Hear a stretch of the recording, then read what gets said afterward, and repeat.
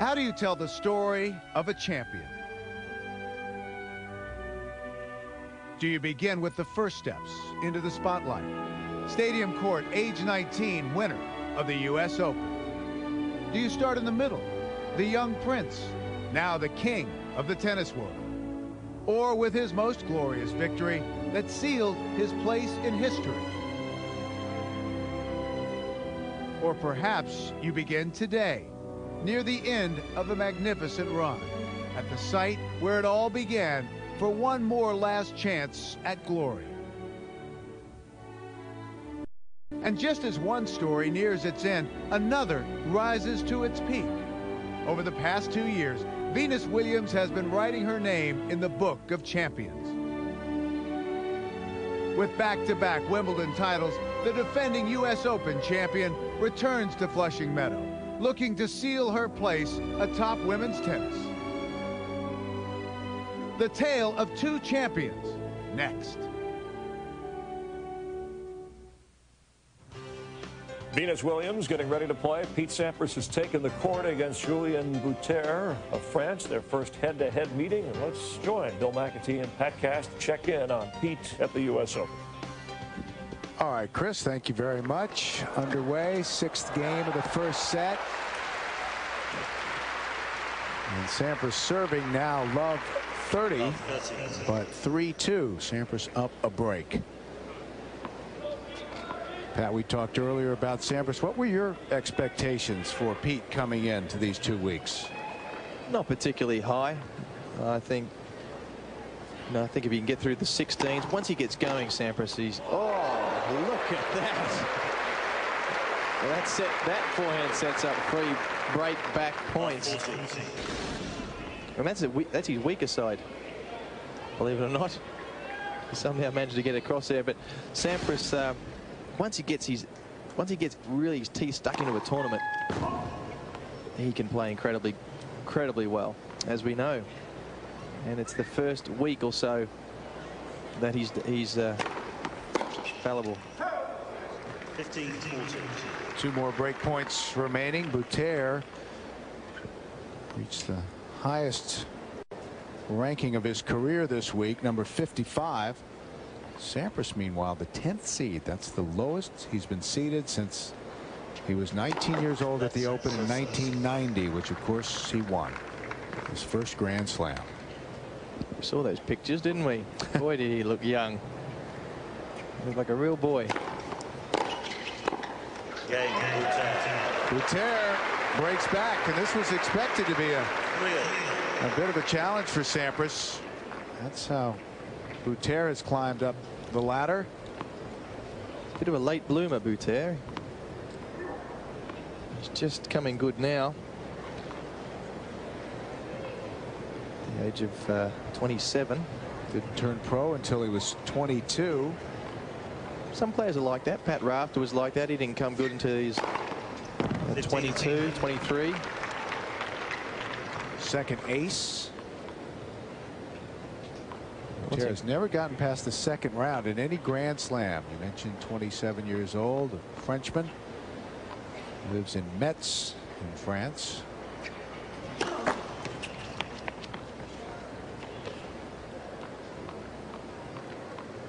Actually stayed around to get his college degree in Metz. His major was applied mechanics.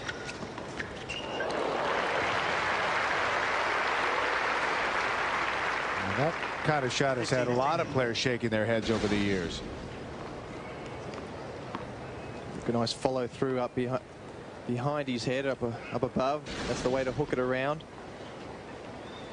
15 all. And 3 all in the first set. First round match for Pete Sampras.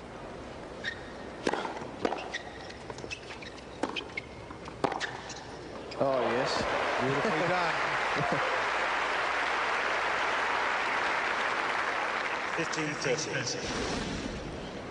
He's hitting a practically an open stance backhand.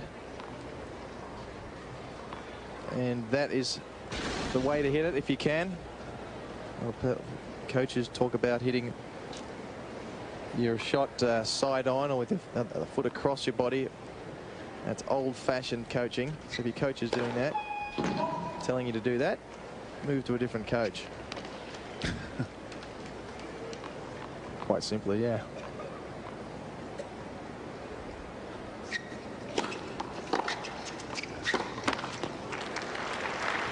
And 2 break chances upcoming for Sampras. Go back up a break. Paul Annacone, Sampras' coach for many years, and a great attacking player. Used to come in, serve, volley both balls. Used to attack, chip charge, first serves, second serves, and first serves of the opponent. Certainly took a while to get used to playing him, I'm telling you.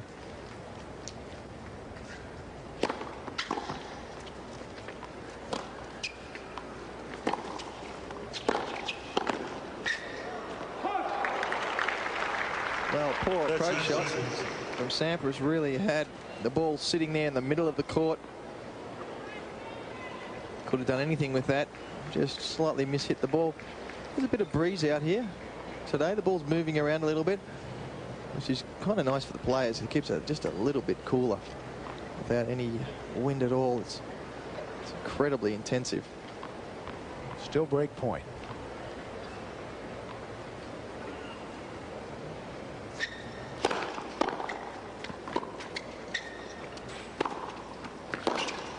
Oh, that was a wicked angle cross court from deep behind the baseline. Again, paying the penalty. There's the open stance backhand. And paying the penalty, Sampras, for not putting the approach shot away. It's 2 very simple approach shots. He's just pushed a little bit, whether that's confidence, whether that's the wind. Not too sure. Boutter's back in this game. 2 break points saved. Back to deuce. Michael Gamble 2 sets up on Cedric Pioline on serve in the third. Now and Ruzetsky split the first 2 sets, also on serve as they start the third set. Checking in on those matches. So much activity here early in week 1 at the Open, and we're going to try to bring you as much of it as we can. Later today, Venus Williams will be in action here at Arthur Ashe Stadium tonight. Jennifer Capriati and then Andy Roddick. So a full day 2 here on USA. That's a nice recovery from Boutter. Able to hold, and a missed opportunity for Sampras. So on serve, first set 4-3. Sampras in an unusual position as the number 10 seed. Wins the first point of the game. The last time that he was ranked outside of the top 10 was at the start of the Open in 1990. He came in at number 12. As a 19-year-old, 15 love.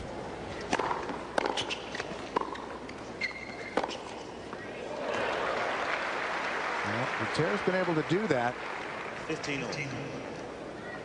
Sampras not expending any energy on this warm day.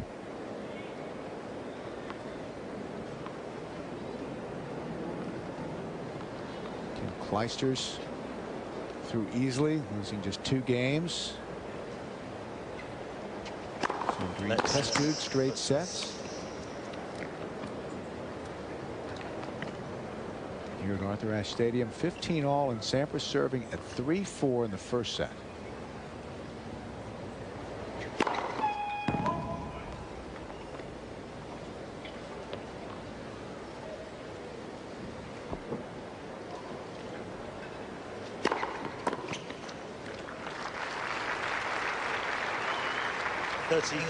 Well, what a career Pete Sampras has had. I mean, I'll be talking as if it's the end of his career, but I've certainly been a big fan of his, and you know, I believe he's the most complete all-round player that I've ever seen. Mind you, I've never seen Rod Laver play or some of those guys. There's his lovely wife.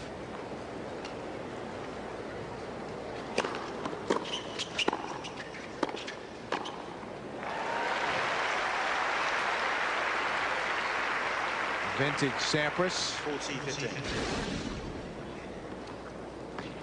Sampras takes a split step, usually behind, well behind the service line, which is unusual. When he's serving and volleying, he usually takes one big step and then does the split.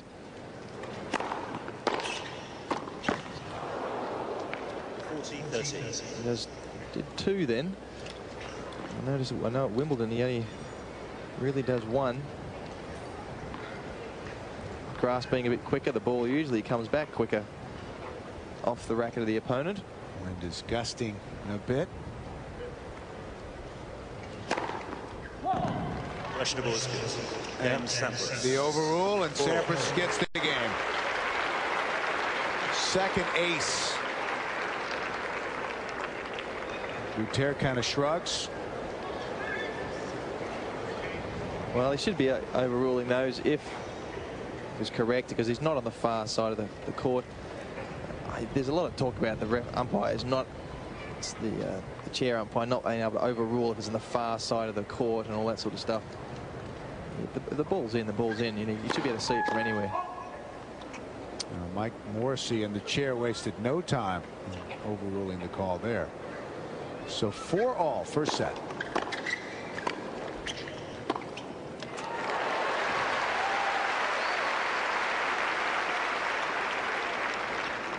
Love 15.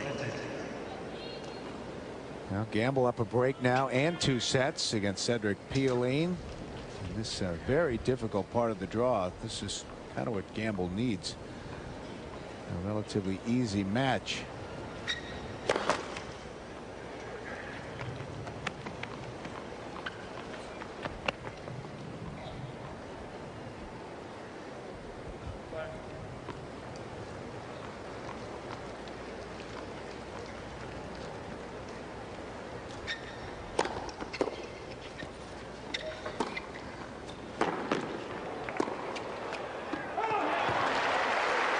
To bring in John McEnroe, who's joined us here at Arthur Ashe Stadium.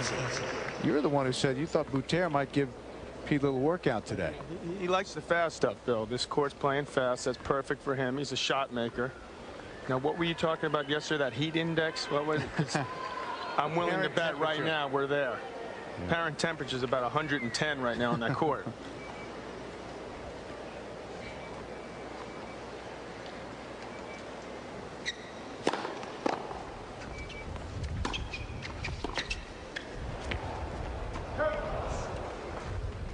What Gamble needs too is a new shoulder. I think he's having some shoulder, but surprise there. Surprisingly easy match. Came in with some inflammation in the right shoulder, did Gamble, but no signs of it today against Cedric Pioline.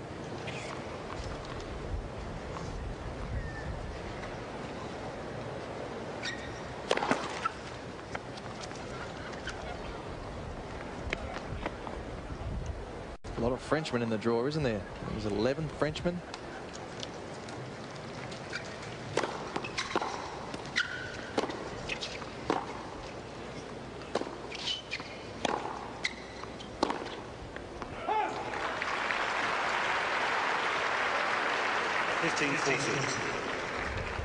Well, in his previous service game, Boutter had to save 2 break points. He'll have to do it again here.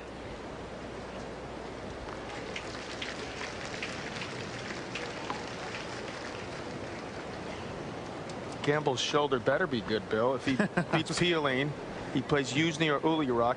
Third round would be Sampras, presumably. There's a giveaway there. And a break.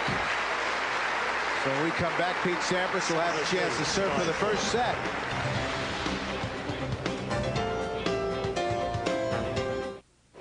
It's hard to believe that Pete Sampras has gone 17 tournaments without a title. That is the longest drought of his career. You don't count the early days on tour. Had a nice showing last week at Long Island, though. Did get to the final. That was encouraging. Asked for a wild card to play that event. Well, it's a bit of disgrace he hasn't won in 17 tournaments. Easy over there, Pat. Get over here. 17-hole tournaments. Gee. It's a long time for him. kind of like Tiger Woods, you know. Yeah, the scale is different for those guys.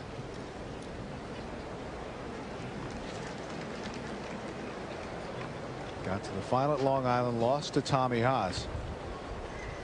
6-3, 3-6, 6-2. Oh, well left. 15-all. Emergency reaction, I think, that one.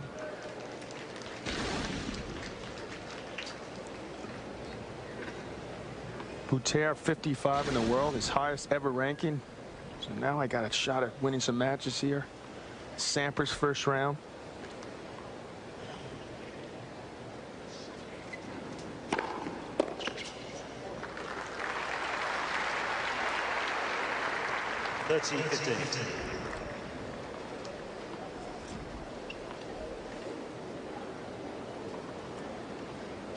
Boutter made his debut at the Open in 1999 as a qualifier. He retired in his match with Gallo Blanco because of a blister on his right foot. That's what you say. Hey, wait a second. You know I'm American. Pat just said there's a bunch of French guys here. We don't need 12 guys in the tournament.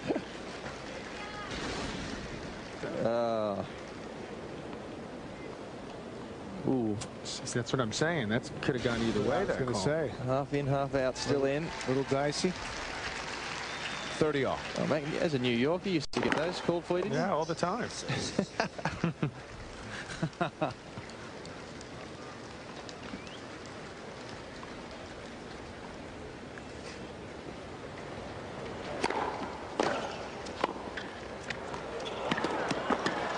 Oh, bad luck. It's a nice little pickup by Sampras. That was the court speed for Boutter, John, that you were talking about. And that's also a smart play by Sampras because he did that on purpose. I mean, he deliberately hit that half volley a little short. Boutter looked like he had a break point, but clipped the net. Now, Pete's got set point.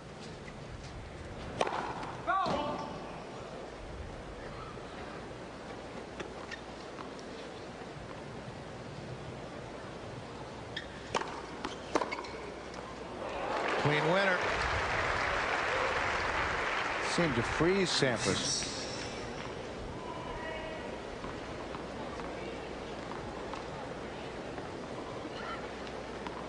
How difficult is it to pick your spots, where to expend energy on a day like today?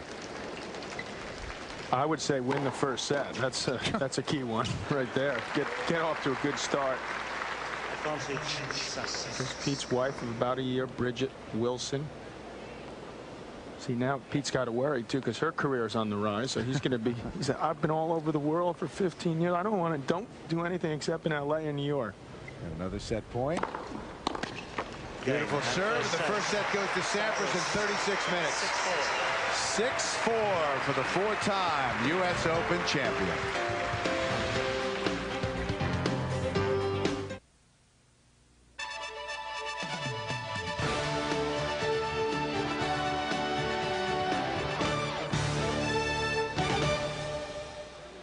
Day 2 of the U.S. Open on USA.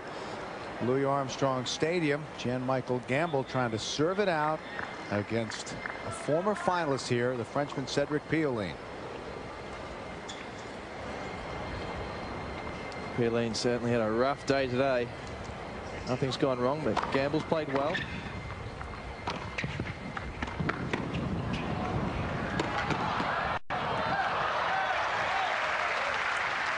He's got that look to him, Pat. The shoulders are slouched, and yeah, he hasn't played a lot of tennis coming into this tournament. He's 32 now, Pioline, and you know, he's hitting the odd great point like that, but boy, they're few and far between. A lot of unforced errors. 15 all.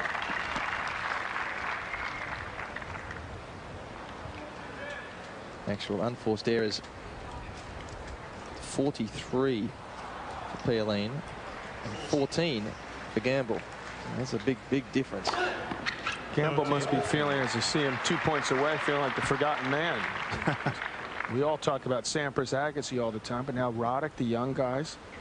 Gamble looked like he was headed bigger and better things. Quarters of Wimbledon last year, but after a good start in the hard courts, Key Biscayne got to the finals. Since he's hit clay courts, Bill, he's really struggled. One in Delray Beach. Does it to the best of us, though, Mac. Sorry, yeah, that's a good point. those clay courts. Sorry, Bill.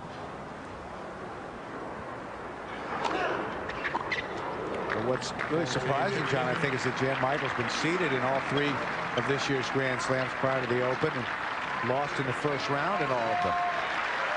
Well, looks like he's going to finally get a win under his belt. And when I saw him the other day here at Arthur Ashe Kids Day, I mean, he looked quite nervous about how that shoulder was going to hold up. So this is good news for him. That's a exclamation point on a very nice first-round performance for Jan Michael Gamble of the United States. And he is through to the second round, John. Well, that's the draw that we talked about a few minutes ago, and he's going to have his hands full, to put it mildly. Pete Sampras could await in the third round. He's also down there with Patrick Rafter and Andre Agassi. And this gives me a chance to say my favorite name, Bodan Ulirak, maybe waiting. So Jan Michael Gamble is through. When we come back, we'll get back to Pete Sampras, who's won the first set 6-4.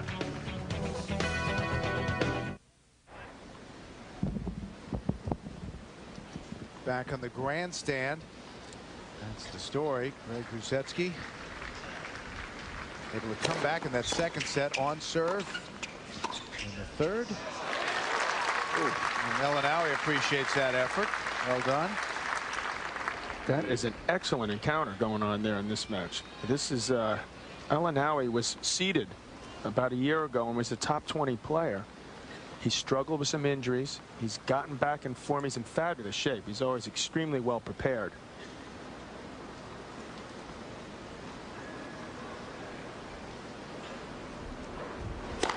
You like his game? I like his game. He's a big guy. He's worked very hard on his mobility. He's improved that.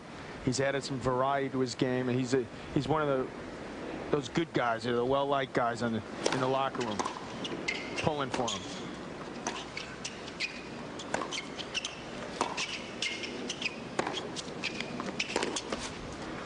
Elanawi with a quarterfinal result in Indianapolis 2 weeks ago. Lost to Goran Ivanisevic. I mean, one of my favorites too, Arazi, Hisham Arazi from Morocco, Elanawi, Kareem Alami. They all seem to play with a certain amount of flair. Very solid. Meanwhile, how about Boutter with the break? Coming back in that second set with Sampras.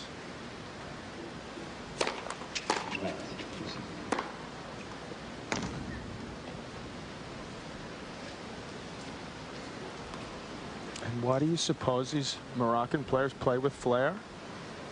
Yes. Stay tuned. Let us think of an answer. Okay.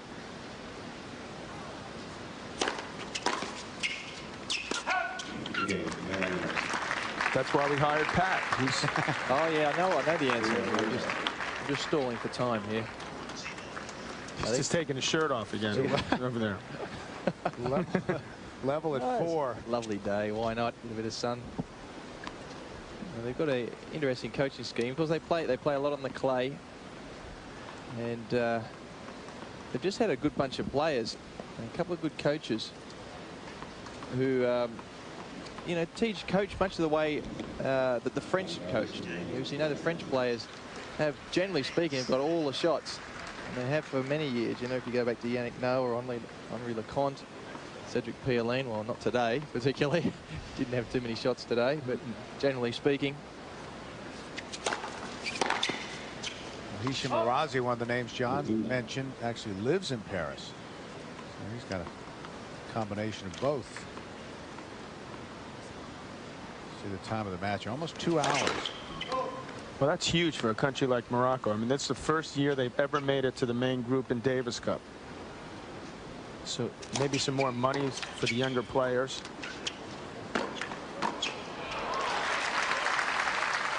More facilities. It's the same old story all over the world, with times it by 10 and countries that don't have the money that we have, which just it makes me wonder why we just don't do more, give our kids more of a chance to play. we don't have an excuse. We really don't.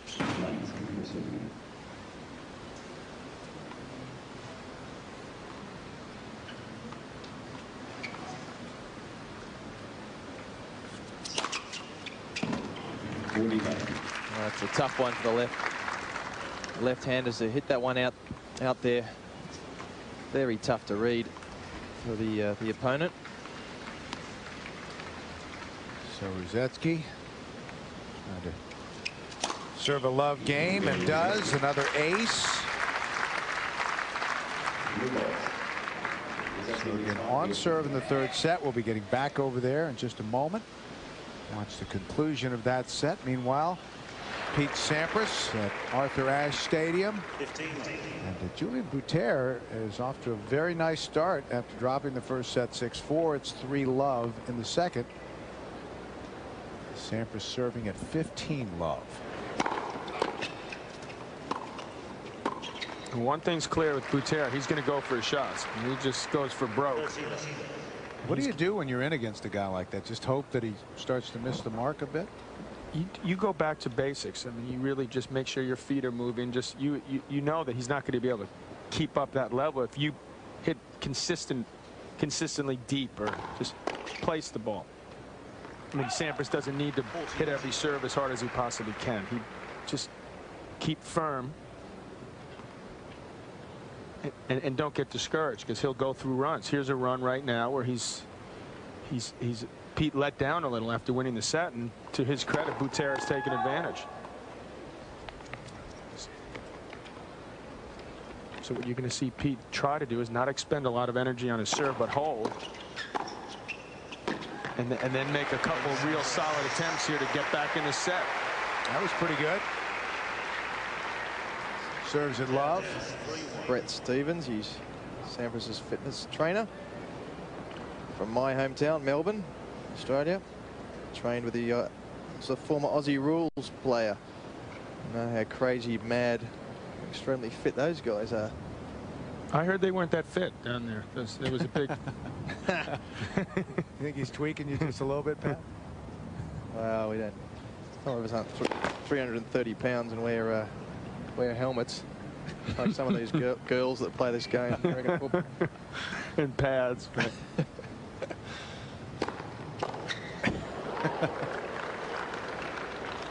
15. I think that was a second serve, although the way he hit it, I'm not sure.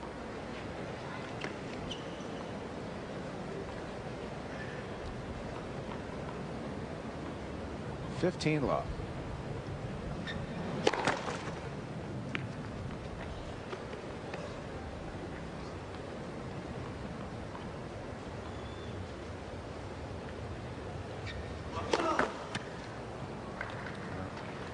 That doesn't help for double faults for Boutter. Yeah, it's crucial for a guy like Boutter. I tell you, when you're playing against somebody like Sampras, you know they're coming, well, clearly towards the end of their career. He's not quite the same player as he was. To try and at least stay with him. And once your confidence builds, you're in with a chance. It's just slow moving into the net there, Boutter. Fantastic passing shot, of course, from Sampras, but didn't give himself an opportunity. He just hit the shot, watched where it was, and then decided to come into the net. Gave Sampras the whole court, well, cross court, to hit the ball in, which of course he does.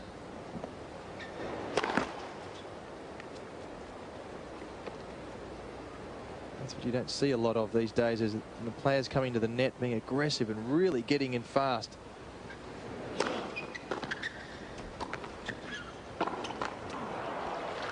Well, he must have been listening to you, because that's exactly what he did just there. Got in well then, didn't he? It's all about perspective. I mean, we look at this draw and we think, wow, it's a tough road for Pete Sampras. Boutter looks at this draw and says, wow, it's a tough road for me.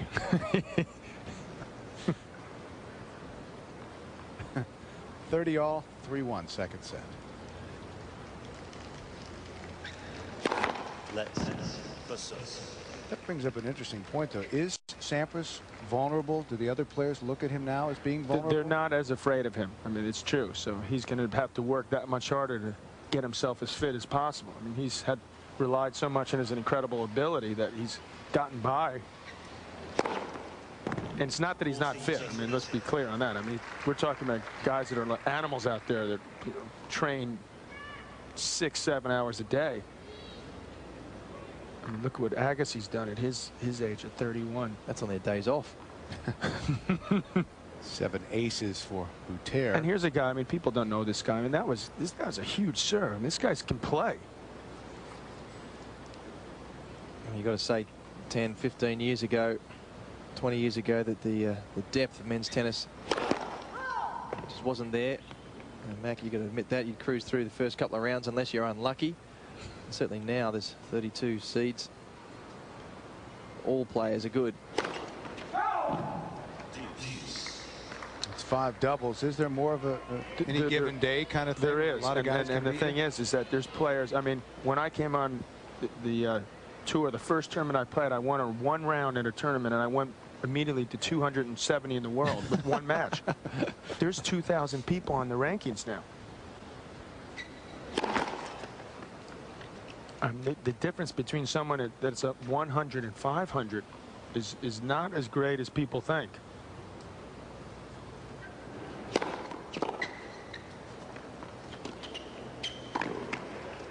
Yeah, that's slick by Sampras. Beautiful point. Well, you miss-hit a return, but Boutter just got defensive. And said, in comes Sampras, and he knows how to play on these courts. And puts the pressure on Boutter here. Well, that's good hustling, and we like to see that. Somebody like Sampras means they're keen, looking for every opportunity. Some of the less talented players have to really look for those small opportunities. Means he wants to win this match in straight sets, too. Get off this court.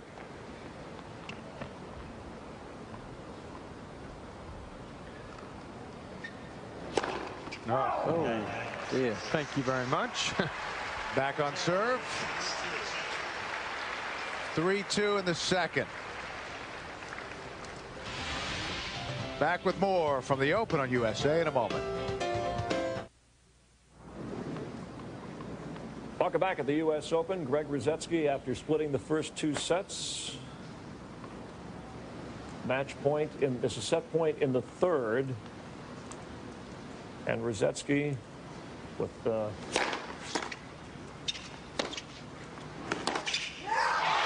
winner. So wins the third set 6-4.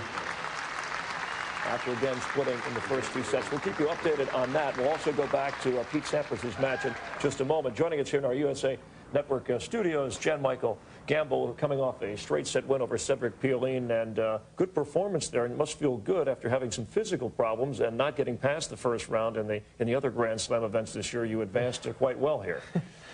That's true. I almost was completing a Grand Slam of losses, which is you know, pretty disappointing. But I came out here, you know, this is the American Slam, and I was very excited to play, but having the arm injury the last 2 weeks has been difficult, and really working on it hard. And you know, it hurt during the match today, but I really thought I played very smart and good tennis. Yeah. So physically, how does this help you the rest of it? And it is more arm than shoulder, or is it a little bit of everything? Well, I think it's a little bit. This is just right half here. It's hurting on the serve, and you know, it's just a pain that I knew I'd had to deal with if I wanted to play the Open here. And you know, it's that important to me that I'm going to come out there and I'm going to give it my all, and you know, hope to get through it. And today I was able to do it. We were glancing at some of the stats, and the 14 unforced errors, rather impressive. Proud of that against Pioline, a former finalist here.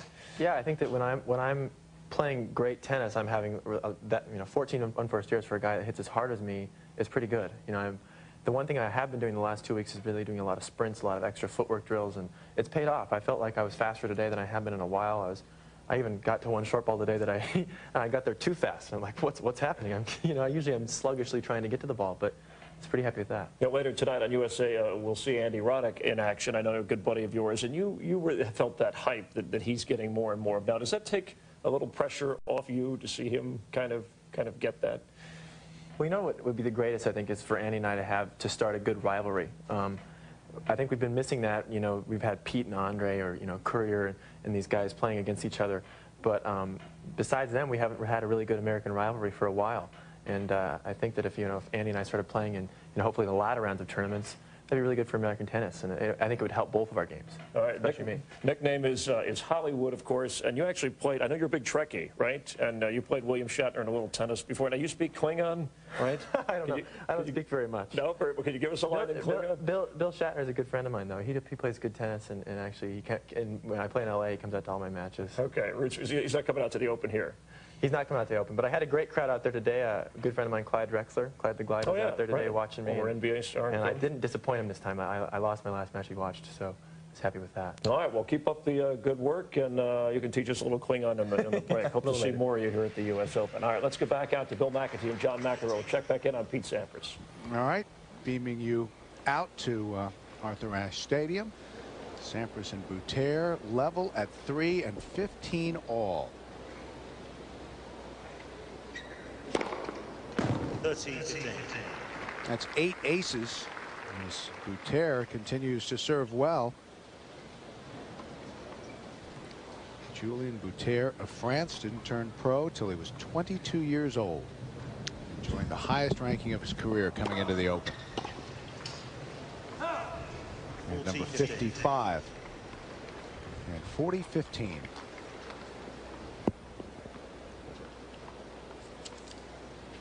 So if you win half your matches, you're 19 and 18.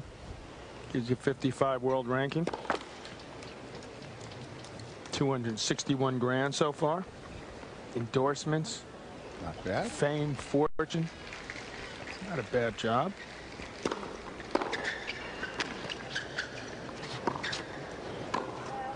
He put away there, and an easy service game for the Frenchman. On serve, 4-3.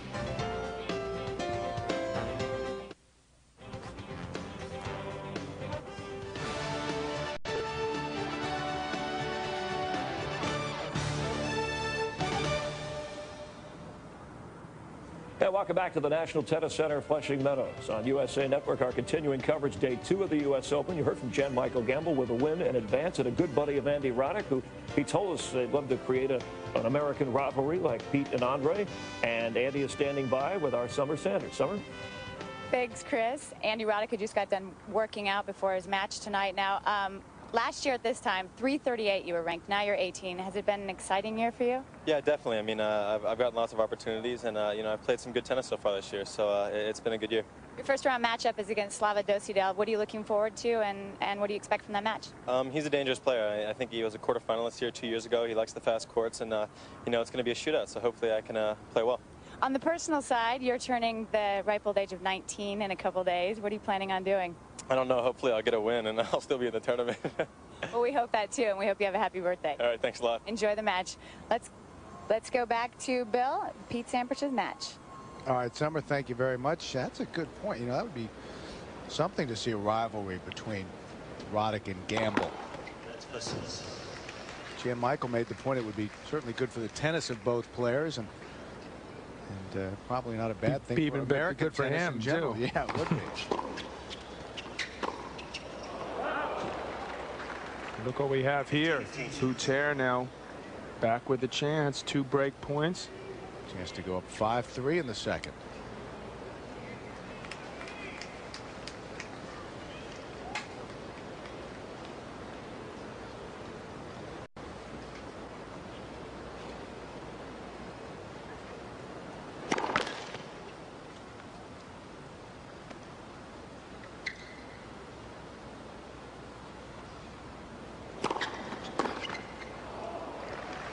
Have that lined up.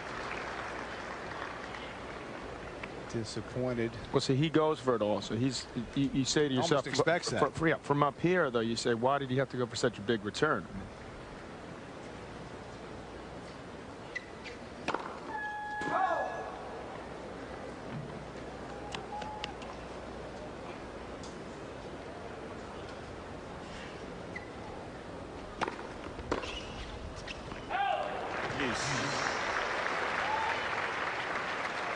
So he had second serves, both break points. Neither time did he get the ball in the court. And those are the subtle differences between a guy who wins as many matches as he loses. and guys that figure out a way through the nerves. I mean, let's face it, the guy's nervous. It's a big shot to get level with the Pete Sampras. Force Sampras to work and play. See, there's a perfect example. Gets the return in. Sampras is tight, so he doesn't want to go 4 or 5 sets. He's heard all the talk about, hey, you know, he's all washed up. He's 30. He wants to prove everyone wrong.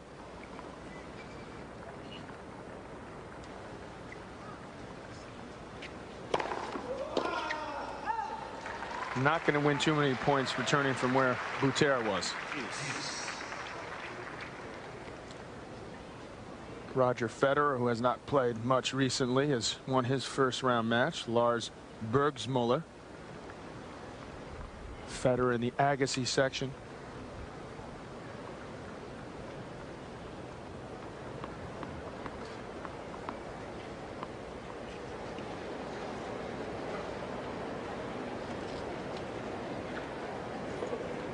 Racket change for Sampras. Meanwhile, Boutter, we talked about his ranking. His goal is to get into the top 20 after this summer. People apparently, according to Julien, often mistake him for Goran Ivanisevic as he's walking down the street. See, here's a lot of hey Goran. So the guy he idolized growing up was Henri Lecomte. Talk about a guy with some flair. That was a big second serve. Just looked to me like he had 2 first serves. First appearance at the 2001 U.S. Open for Pete Sampras. And against a tough Frenchman, Julien Boutter. Sampras winning the first set 6-4. It's a full day 2 of the Open here on USA. Venus Williams is coming up next here at Arthur Ashe Stadium tonight. Jennifer Capriati, and we'll also see Andy Roddick.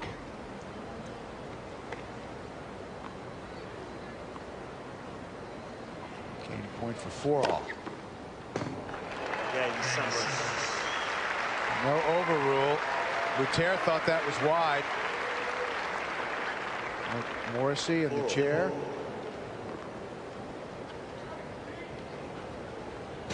Pete is definitely feeling better about life right now.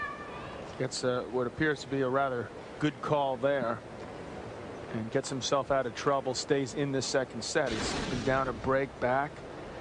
Gotten back in this set. Looking to put the pressure on Boutter again.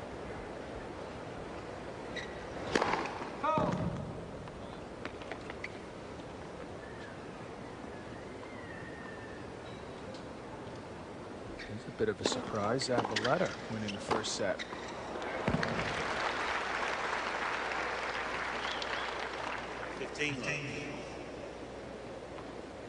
Rosensky and Elanawi level at 1 in the 4th. Kim Clijsters had an easy time of it. She could be headed for a quarterfinal showdown with Venus Williams.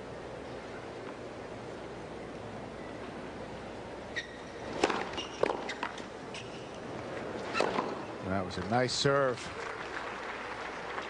30.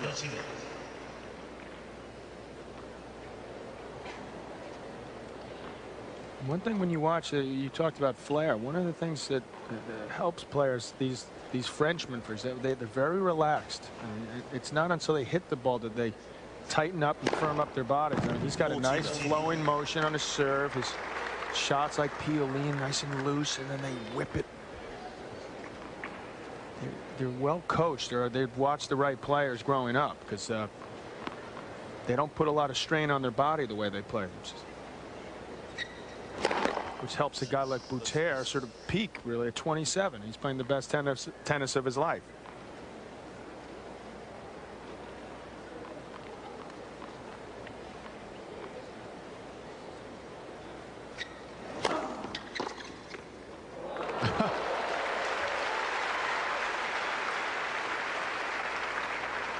We prefer to save those for a bigger point. Still down 40-15 in this game, but maybe give him some confidence to try that shot a little bit later on down the road.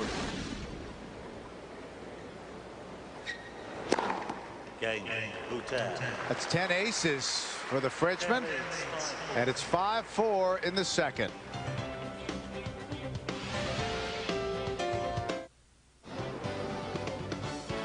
Well, Pete Sampras says he's close to being on his game. He was very encouraged by his showing last week in Long Island. What about Pete's confidence coming into the Open, John? I think his confidence is as low as it's been in 10 years.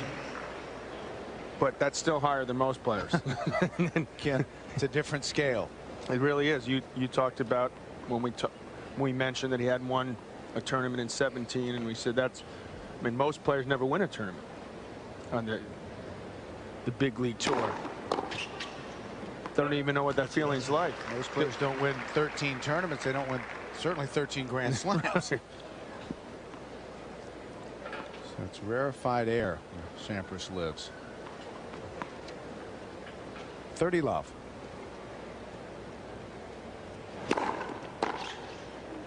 I don't think people will even appreciate how rarefied it is until they see Pete exit the game. And then and the other fellow that they won't realize is Agassi, because he's won all the majors on all the different surfaces. Well, I'm not sure you're going to see that real soon either. 14 to 10. 40-15. Of course, clay, the one Grand Slam surface to elude Pete Sampras. Game, Sampras. A hole for Pete, and it's 5-all. And the good part, Bill, for Pete is if he plays an Agassi. I mean, Agassi has a great respect for him. Patrick Rafter, who he would play in the round of 16, has great respect for him. So that just may elevate his game and his confidence where do you play those two heavyweights. It's getting to that point. I was at a press conference where somebody asked about Pete to Rafter, and he said, "Are you kidding?" Right, he's still great.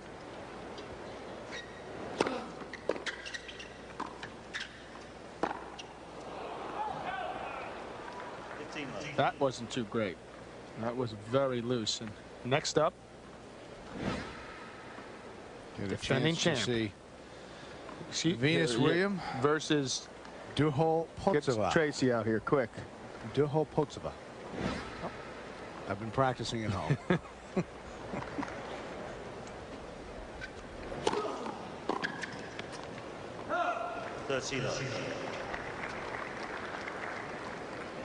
One thing Pete's becoming guilty of is getting a little flat-footed out there, just not moving his feet enough. It's extremely hot, but he's got to get those feet moving, get himself in position. Both those last 2 points, those backhands, he was very poorly prepared to hit that shot. When you've been around for a while, you have to constantly remind yourself of those basic kinds of things when you're out there. You really just starting from when you're first hitting a ball at 8 to the last day you ever play this game. You just say it to yourself over and over again. You have a routine. I've got to do this. You see, I see Serena sometimes. She's got notes for some of the other players. Even write them down. Remind yourself. When Tony Trabert was the Davis Cup captain and Arthur Ashe, I would ask them to remind me those very things. Just make sure my feet are moving, my energy's moving forward. Whatever the points that make you feel confident.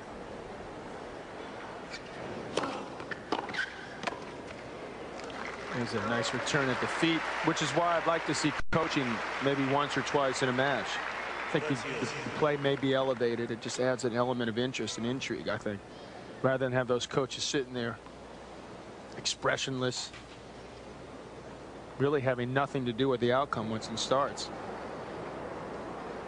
Unless they're cheating by some A lot of people wonder why coaching isn't allowed in the first place. Obviously, the player is supposed to be on their own and able to create there, but tennis is any different than any other sport in that. Well, it's the only sport that you can't be coached, which is strange. I mean, boxers, they're one-on-one. Golfers, I mean, they could easily be coached walking down those fairways. walking down those fairways. I see. I'm waiting for you to just cruising. Another ace. That's 11. When we come back, Pete Sampras will serve to try to send the second set to a tiebreak. Official U.S. Open Fila merchandise is available right now. Authentic from Fila and USTA. What the pros wear. Serious tennis clothes for the serious player or fan. Seriously cool. Official U.S. Open Fila merchandise. 1-877-9-USOPEN. 1-877-9-US-OPEN.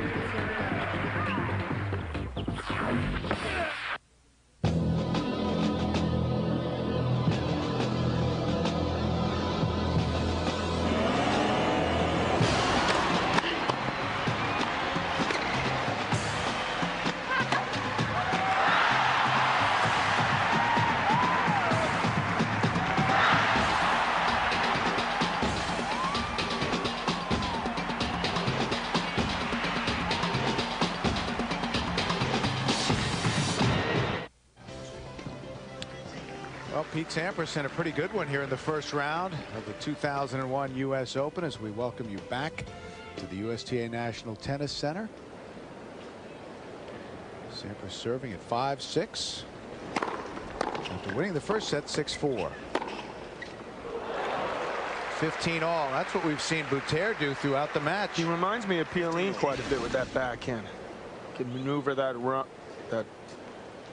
racket around like a little wand and just flicks a cross-court winner. Same level of athleticism that Piolín. Well, Piolín's got some Olympic parents. Good genes. Very, very good. Although Michael Gamble didn't have much trouble with Piolín today, winning in straight sets earlier here on USA. 30-15. And our man's about to go out too, sadly enough. Ulirak about to go down and out. The young Russian who's a very good player. Yuzny. Get ready for the tiebreak. Let's get this crowd pumped up. 14-15. Notice Sampras and Agassi not too thrilled with that little addition they've added to the top of the stadium. The big screen. Big TV screen.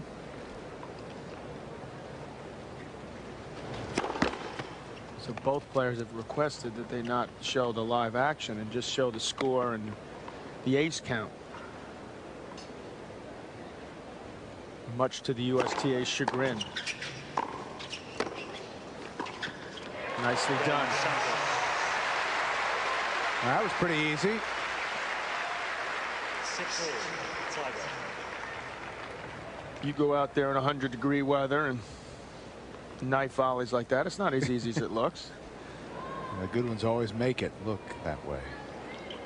Yeah, those aces. Boutter with 11, 8 for Sampras.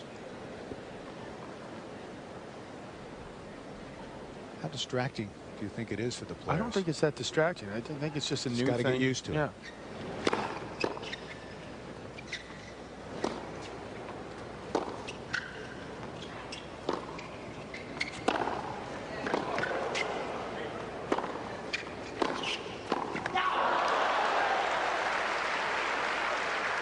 Everything was just right to that last volley. It looked like he was in control till the very end.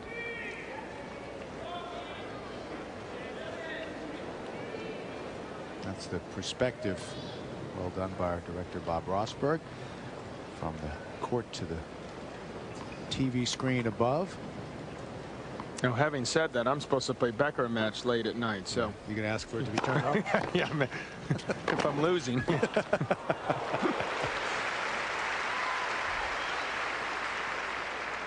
Point for Sampras and 1-all.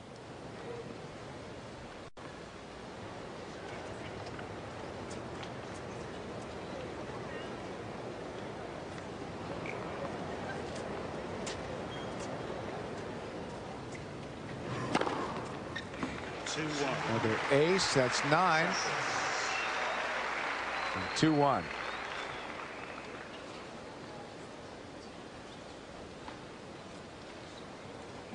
And this is a second set tiebreaker. It is extremely quiet in here right now. The heat affecting the fans as well.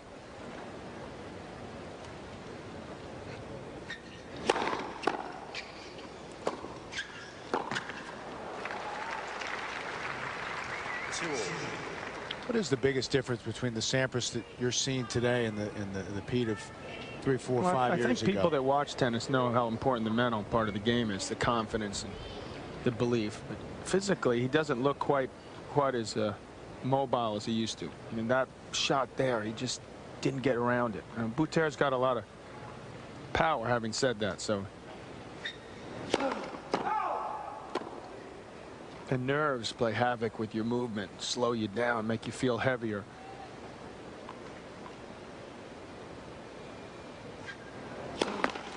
That's what Pete would like right there. Nice little gift.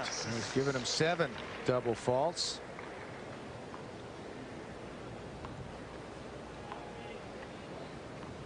(3-2).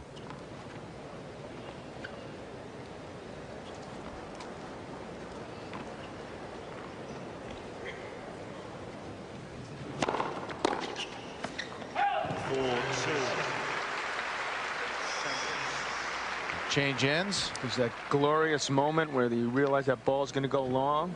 Just let it go. Switch sides. Sampras in control. Go up 2 sets. Well, Pat said earlier that he really firmly believes that Pete's only real chance to add another Grand Slam will come at Wimbledon. What are your thoughts? Well, I think he's got a real chance there for about another 15 years. Gets more problematic at the other events. But on a fast hard court, if he gets a couple breaks going his way, certainly still there with a chance. There you see it. I get pumped up a little bit. First sign of emotion from Pistol Pete. He's always very workmanlike when you see him out there. He just kind of goes about his business. He modeled himself after the Aussies from the 60s, the Lavers, the Emersons. Just let us play, do the talking.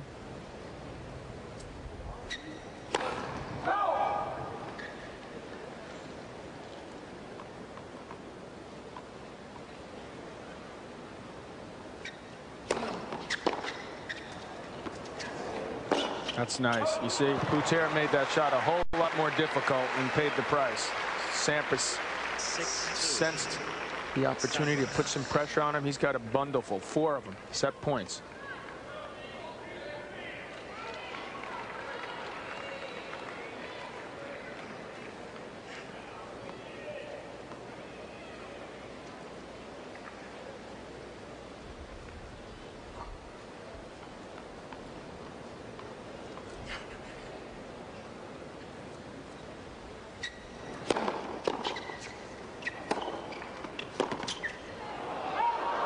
Boutter able to save the first with that aggressive play.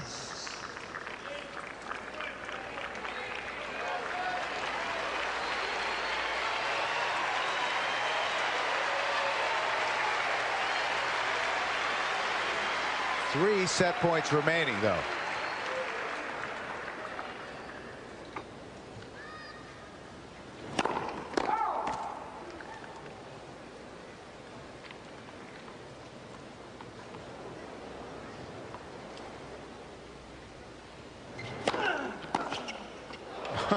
Another saved. 6-4.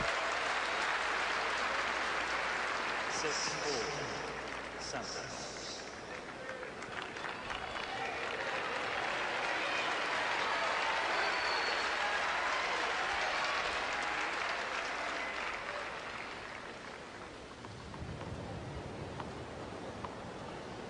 Still set point. Game. No chance there. That was 132, 10th ace for Sampras. 6-4, now 7-6. Sampras is up 2 sets. Well, the sun is blazing today here at the USTA National Tennis Center. Another warm day in New York. We'll be getting back to Pete Sampras up 2 sets in his match against Julien Boutter, but now back over to the grandstand, and Greg Rusedski is serving for the match. Bill McAtee, Pat Cash, and John McEnroe with you on USA. Rusedski lost the first set in the tiebreak, came back and won the second 7-5, 6-4 in the third, and now 5-3. No, Pat, he's over there, right? He is. Can he hear us, or is he putting suntan lotion on? Apparently he can't hear us. But he said earlier when we were talking about Rusedski that the early part of the year when he worked with Greg. That's what I wanted to ask him Rusedski about. was thinking about retiring. There we go. There we go. How's he looking out there, Pat? Oh, Greg Rusedski. Is he looking like he's a threat to actually go do something here? I mean, this court's tailor-made for him, isn't it? A fast, hard court? Well, you'd think so. This is, I think he suffered a little bit over the last couple of years with the slower courts here. But that's got to be a good win. He's got to be happy with that. He struggled through. The first couple of sets were tight. And he moves on. He's had a good summer. So, and he's only lost to a couple of players, Agassi and Rafter. And there he goes through to play Bjorkman. And Bjorkman, as we know, is a very tough competitor. He's been a semi-finalist here before. And Taylor Dent with that huge monster serve. Grosjean's has his hands full in that little section. As a matter of fact, he's down a set and a break to Zabaleta just to get out of the first round. So Greg Rusedski is through, and we'll be back with more from the U.S. Open on USA. That's the scene at the grandstand. Back after this.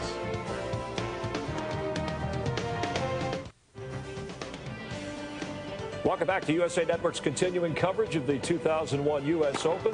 Venus Williams playing today. Pete Sampras winning the first 2 sets. We'll return to that action in a moment. Let's go to Michael Barkan, who's standing by with a special guest. Michael? With the Wimbledon champion, Goran Ivanisevic, you're playing tomorrow. I mean, how'd you work that out? I didn't work nothing. That's scheduling of U.S. Open. It's only Grand Slam. You have first rounds 3 days because it's semifinals on Saturday, you know. So it's okay with me, you know. I don't care when I play it, just how I play. You know, that's important. How are you playing coming in? Obviously, after the Wimbledon championship, you had a decent run on the hard court season. Yeah, I lost twice to Guga, so you can't complain about that. He's #1 in the world. He won Cincy final of Indianapolis. I lost to him in the semis, and so it's okay. I'm hitting the ball very well, serving well, and it's important how I'm going to serve, and it's going to be great to play here. How has your life changed since Wimbledon? Briefly, you know, I saw you're on David Letterman. Yeah. You're all over the place. Yeah, that's true. You know, a lot of interviews, a lot of questions, a lot of answers again, and I changed. I didn't change, but everything around me changed. So I have to just go on the court, have fun, and do what I did before. You know. You're the same guy, though. Same guy. A lot of Gorans here, and hopefully they all stay together. You know. But right here, you know, you can do it, right? I can do it. You know, if I can do in Wimbledon, I can do here. You know, I just have to be focused past the first week, which is always most difficult, and then anything is possible. But I'm just gonna have more fun than ever before. How's the shoulder? Still here, you know, taking some painkillers, and same story. You know, I have a surgery after the last tournament of the year, and we see what's gonna happen. Thank you, Goran. With Goran Ivanisevic, the 15th seed, but he is the Wimbledon champion. He's off. He's running. He'll play tomorrow. All right, thanks, Michael. And the best Goran has ever done here at the U.S. Open semifinals in '96. He lost to Pete Sampras that year. Let's check out how Pete's doing today. Let's get back to Bill McAtee and John McEnroe. Gentlemen. All right, Chris, thank you very much. Just underway in the third set. Sampras held to start the third. That's a pretty interesting statement. I didn't change, but everything around me has changed. Sure does look relaxed. I'll tell you that.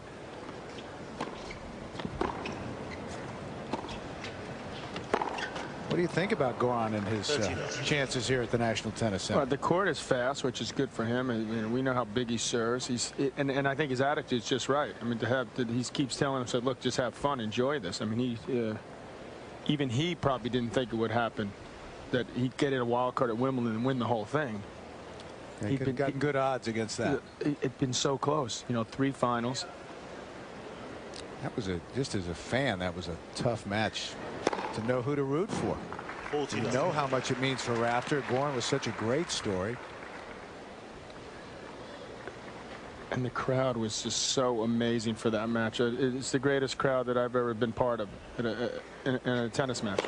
And I've seen Connors play matches and commentated. It was unbelievable. And it just lifted the player so much. Well, Boutter continues to serve well. That's 13 aces. And once again tonight we'll get our first look at 18-year-old Andy Roddick. And Jennifer Capriati will begin her quest for the 2001 U.S. Open as well. That's all tonight. And a new starting time this year, 7 o'clock Eastern. We'll be with you. And ironically for Goran, he'll play Kierton again if they both get to the round of 16. So.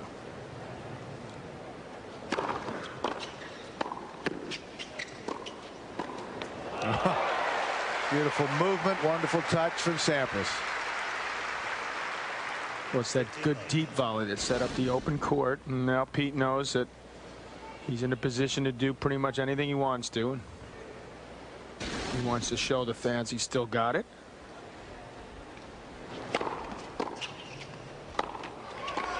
Still got the wheels and the jumping ability. Boutter just trying to survive there. Drew a smile from Sampras.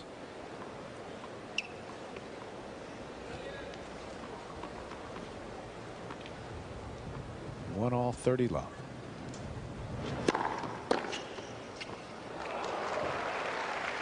He's been pretty consistent with that. He really has. He's had a lot of backhand winners.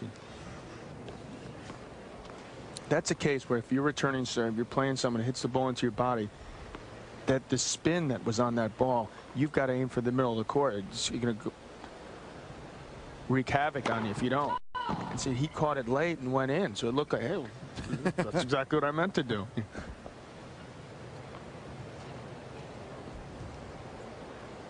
Boutter with 39 winners, 26 for Sampras. There's ace number 12. Did you ever play any ping pong as a kid, Bill? Oh, yeah. When there was the rubber paddles, but then they brought that foam stuff in, and guys would say, you're going to hit the ball over there, you know. Twist it in. 40-15. So Sampras loses just 1 point on his serve, and we're on serve in the third set.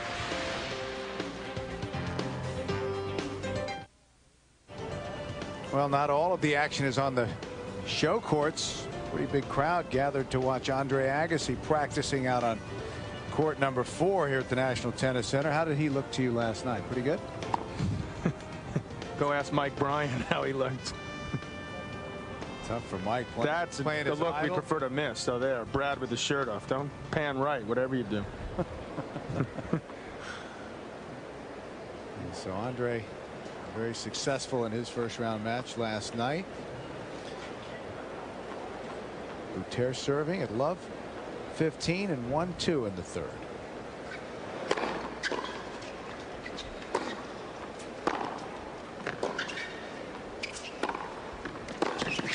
You got to hand it to Boutter. I mean, that backhand is beautiful. He really has got the feel. Clearly he's found the groove on that shot. How do you get him out of it? I got to go to the forehand. I could be thinking the same thing.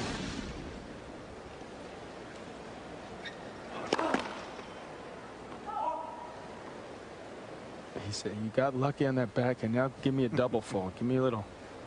Giving him quite a few of them. Sampras with the gift there. I wouldn't call that quite a gift. He tried to do a Boutter, you know, give it a little feel. Pete with a 2 sets lead on serve here in the third. 30-15.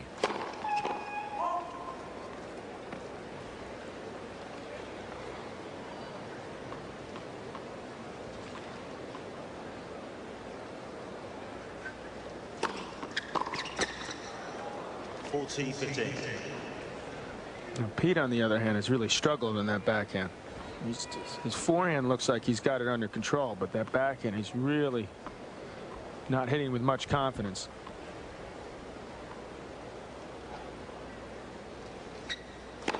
How tough is it during an event like this when you have to play so many matches to I know it's find coming. the range? It's not easy. That's why it's tough to win. Seven matches. What he could do is, just go. When we talked about going back to basics, start slicing it. Get some confidence, chip and come in. He likes coming into net. Sort of rebuild, and go out in that practice sorts of coming over it again, and then maybe when you get up to a winning position where you're maybe up, this is a little tighter than he anticipated. Julien looking like he's in some big trouble. Zabaleta up 2 sets. Play it safer. I mean, this is all like a building process to get that confidence back. It just doesn't happen overnight. You don't snap the fingers.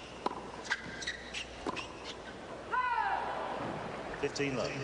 Which leads to your next question, I suppose. How the hell did Goran win Wimbledon then? I wasn't going to ask that. Well, that was a pretty good question. You have an answer for that? The answer is that he's got one of the biggest serves in the history of the game. He loves playing on grass, and maybe he was more confident than we realized going in. 13 aces, speaking of big serves. Or maybe it was fate. I think a pretty good case for that fate thing. 30 love.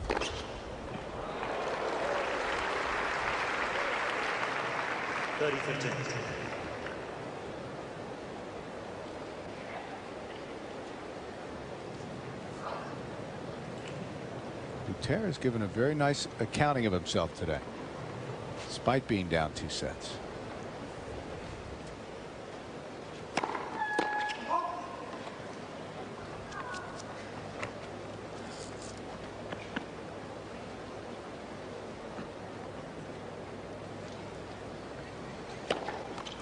There's that backhand again. It's just shoulders droop, the head goes down. I don't want to see that anymore. He's beaten guys in one tournament alone. Boutter earlier in the year, he beat Santoro, Gamble, Ruzetsky. And that's a lost close match to Federer.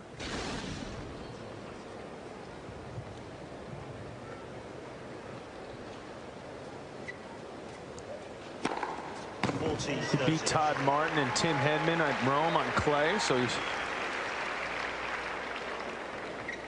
14 aces now for Sampras. Can't do anything about that.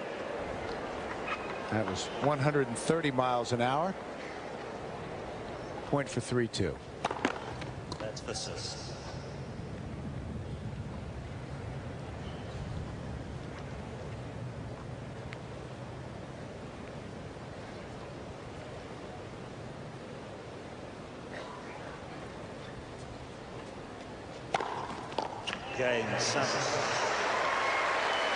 Wonderful serve from Sampras, just clipped the top of Boutter's racket. Well, coming up on USA, one of the great events in all of sports, September 28th at 8 a.m. Exclusive coverage of the first round of the 2001 Ryder Cup from the Belfry in Sutton Coldfield, England.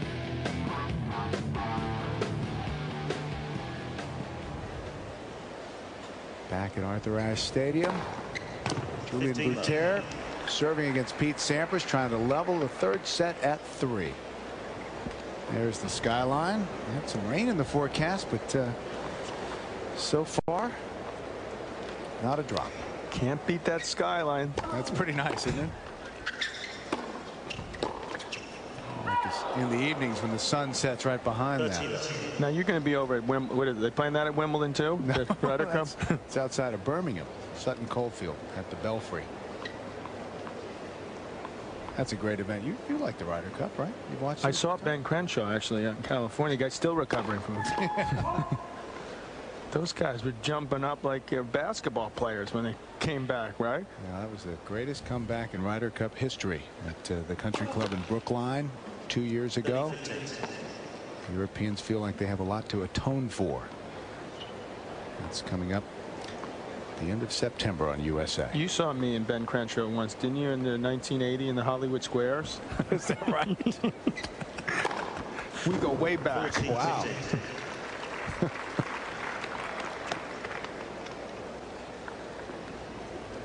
Boutter with 16 aces.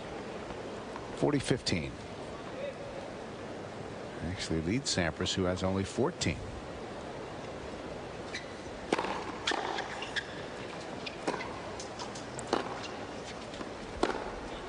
Well, Boutter continuing to play that high-risk game. Will you tell him to go after the ball? Gee whiz.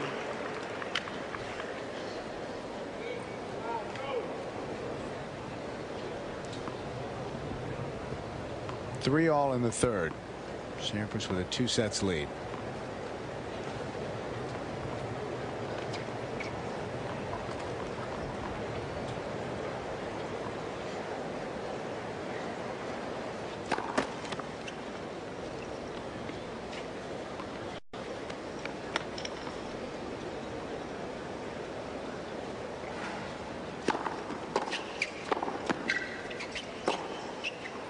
It's like a broken record. AP, get to his forehand. He's got to be going to the How much longer can he do that? You know, this looks like peel. This looks exactly like peeling. See that?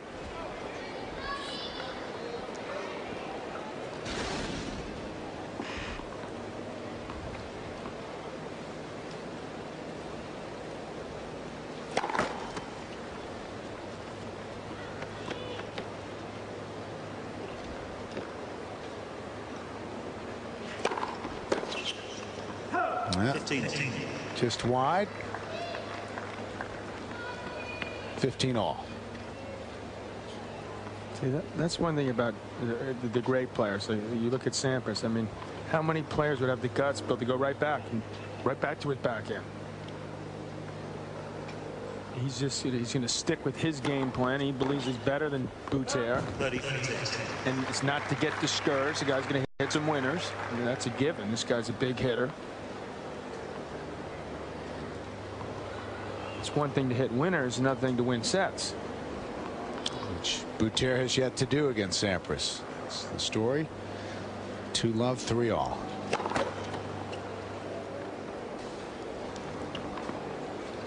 And there's a look from our AOL Go Cam behind Sampras.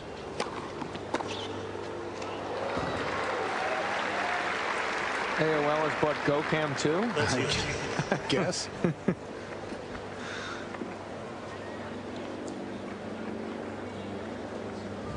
$30 all.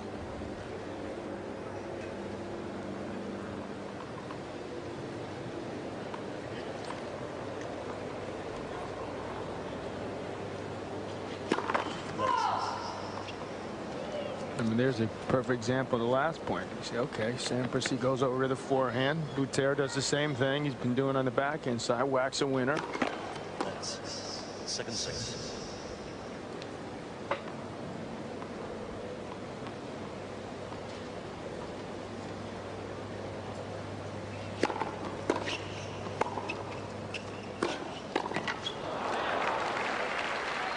Lo and behold, 13. Boutter with break point.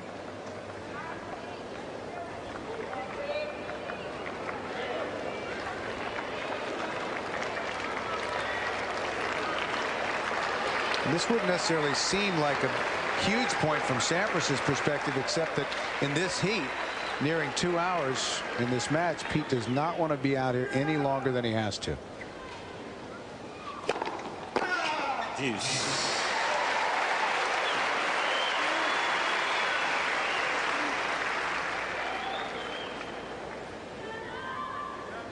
Jan-Michael Gamble, Cedric Pioline, straight sets. Chandler Rubin winning the first set.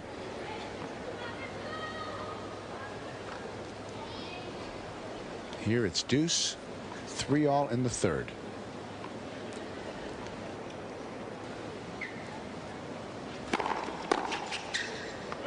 Advantage, Sampras.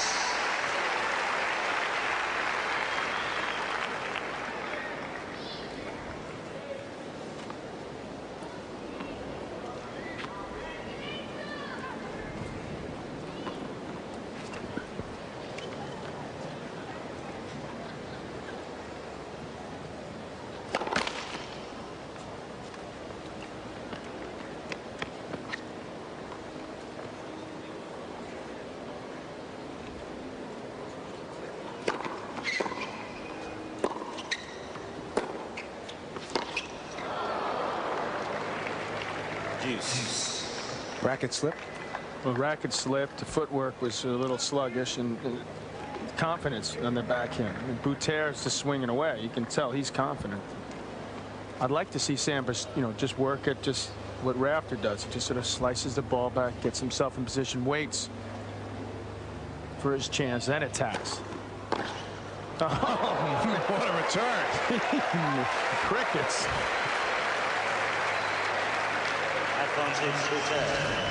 Even the American crowd gives Boutter a round of applause for that. Gives him another break chance.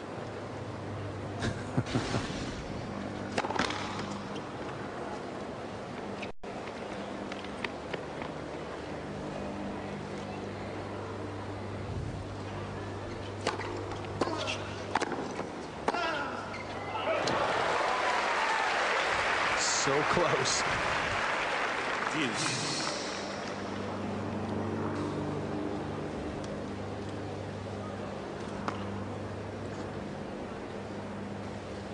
Now, is this the blimp shot or is this our new camera? I don't think you can get that high up. No, we really have some advanced technology.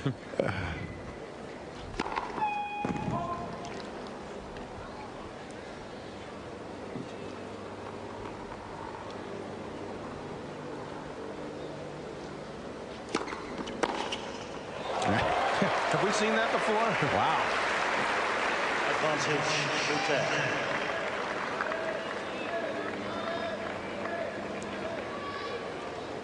Third break point.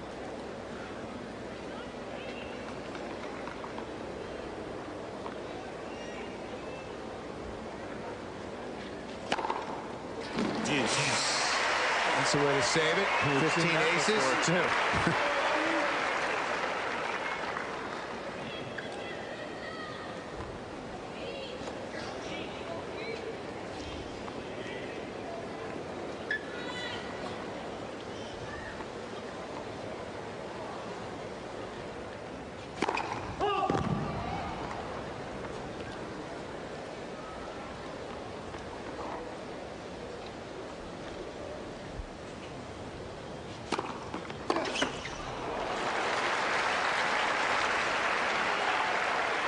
Advantage, Sampras. He tried to tee off on that one.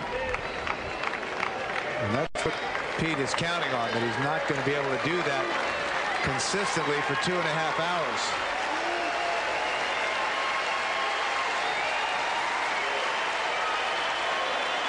Crowd appreciating the fine play and encouraging Pete.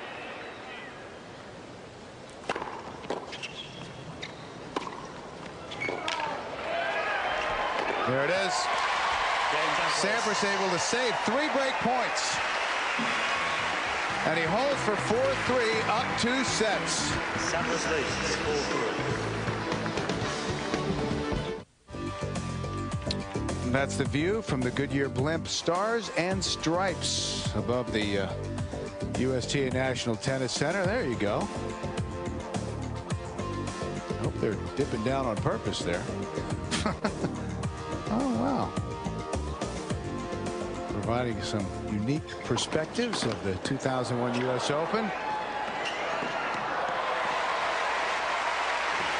Not quick enough. Love 15. Love 15. A point Boutter should have won. Let's see if it costs him here in this game.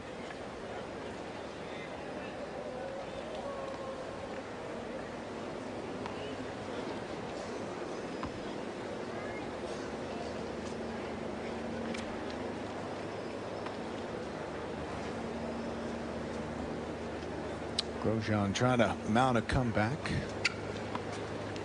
Down 2 sets against Zabaleta.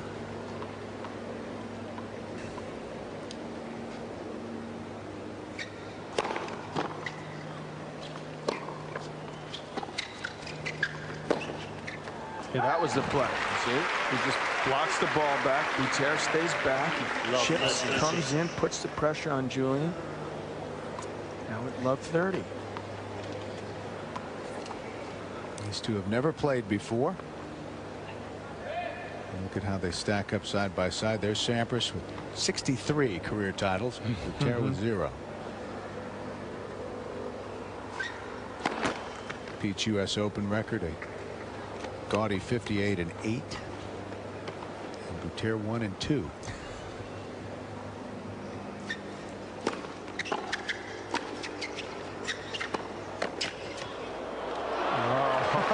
Back of the line there. Saved by the bell. 15-13. It's another winner for Boutter. That's 51 compared to 32 for Sampras.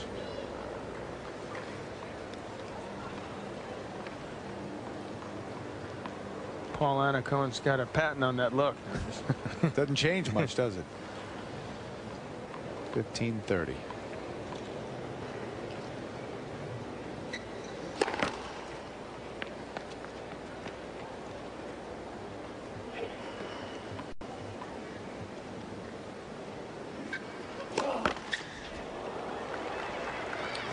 Nine double faults, but the first in a while. 2 break chances for Sampras, and he'd love this. Get out of here in straights. Able to break here, he can serve it out.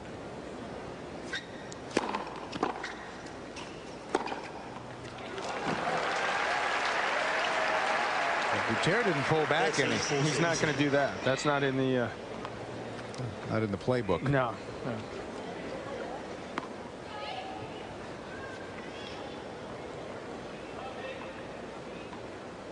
Still break point for Sampras.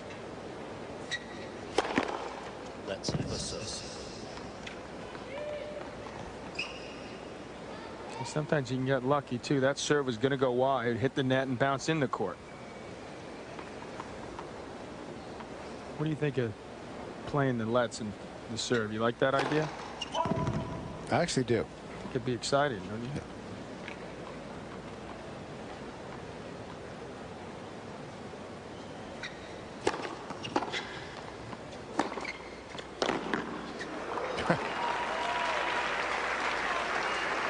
Sampras definitely made the extra effort to get over there. Boutter doing a classic 90s style male tennis player play. Hit the big serve and just whack a ground stroke.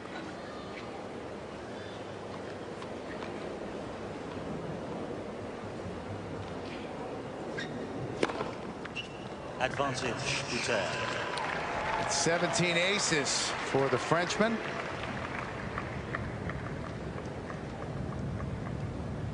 Some of the younger fans relaxing, catching up on their reading.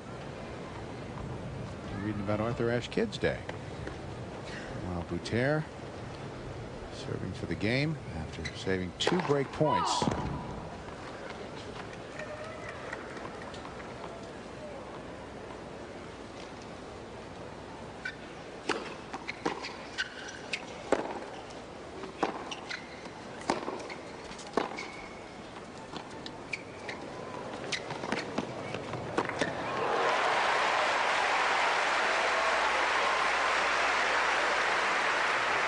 He didn't disguise it well enough, nor did he hit it well enough. So Sampras does the right thing, just slices the ball nice and deep.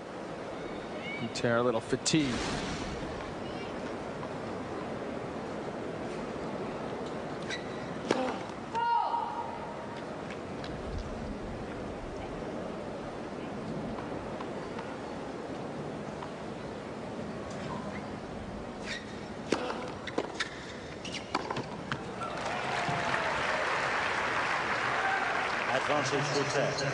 A serve that should be used at any level of play. Into the body. It's tough to maneuver around.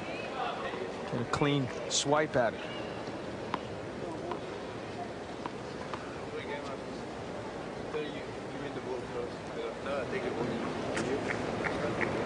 Very superstitious, these tennis players. They look just right and throw off their rhythm.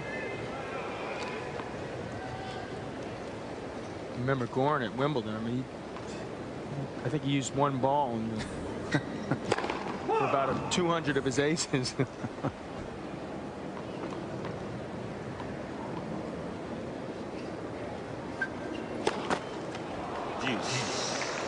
That's 10 doubles now.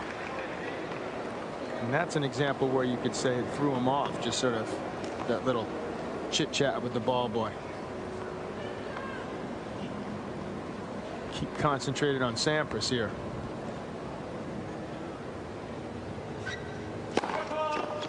Foot fault called.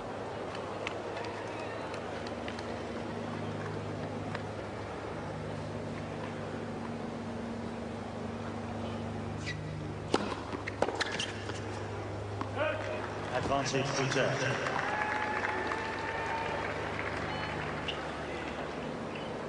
Healy. Is he awake there? It's nasty. Wake up. Oh, there we go. Meditating. There he goes. Yeah. Boutter with 10 double faults. Sampras only 1.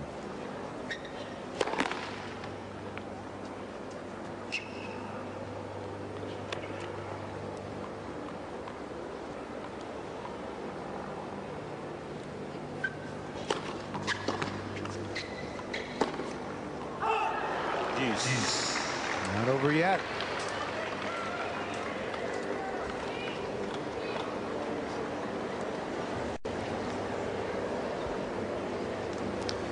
Pete Sampras, first round match here at Arthur Ashe Stadium, and coming up right after this match we'll get our first look at Venus Williams in the 2001 U.S. Open. Serena a winner last night, struggled in the first set but came back nicely.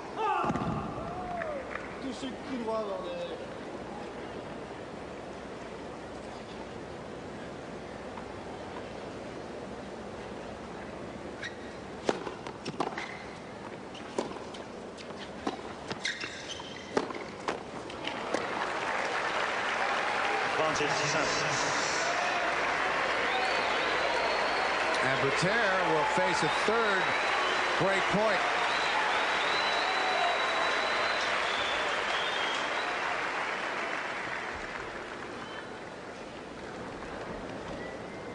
Pete has played a very clean match. Into 1 double fault and only 15 unforced errors. Perfectly placed serve. And that's also the high part of the net. It's tough to get a lot of pace. Boutter really put everything he had into that serve.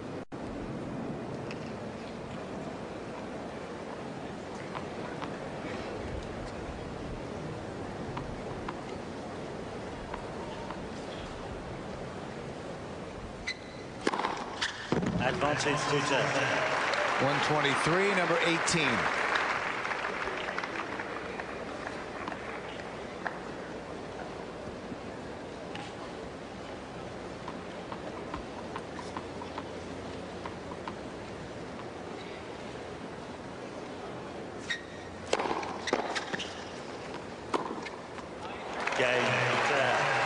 Well, Boutter fights his way through.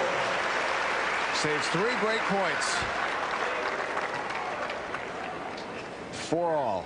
And fights is a good word because he is working hard out there, and this is an excellent first round encounter. He's really given Sampras everything he wanted and more.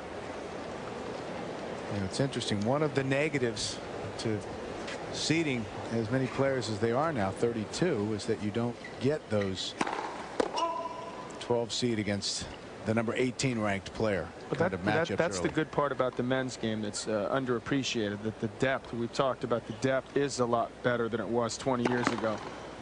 So you have guys that on a given day have more of a potential to beat the top players. Certainly make it interesting. Second double for Sampras.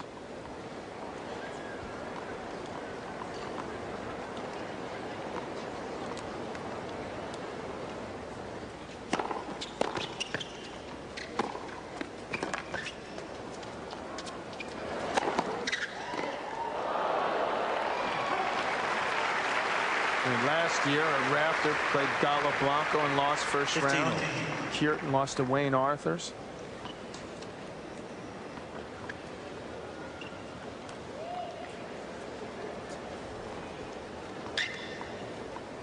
Both back this year. Arthurs is actually in Kierton's section if he were to get by a few. He plays the 27th seed.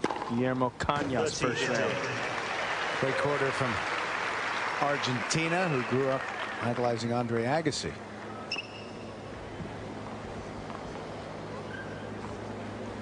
A late lunch. Randy is back for more.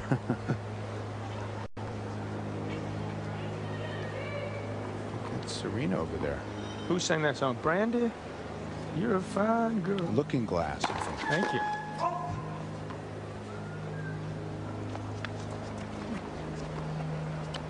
Did I win $20? No. No, but now we have to say your real age on the air. No. 40-15. 40-15.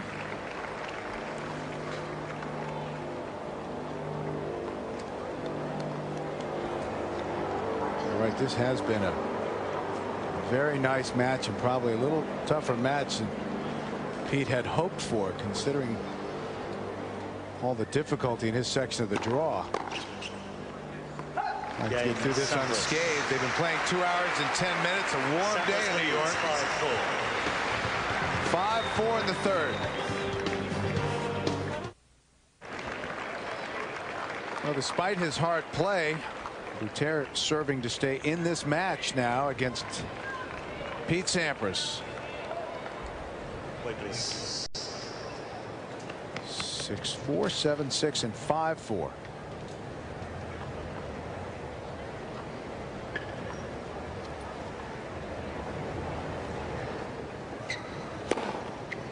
$30.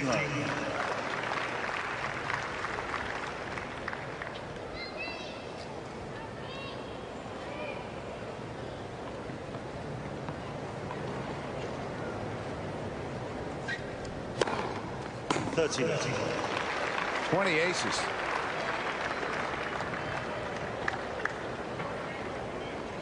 See these kids growing up, young players younger than Sampras, they see what he's done over the years with that big serve. Guess what they're working on more and more in the tennis courts. Hitting serves, big serves. He's getting a taste of his own medicine here.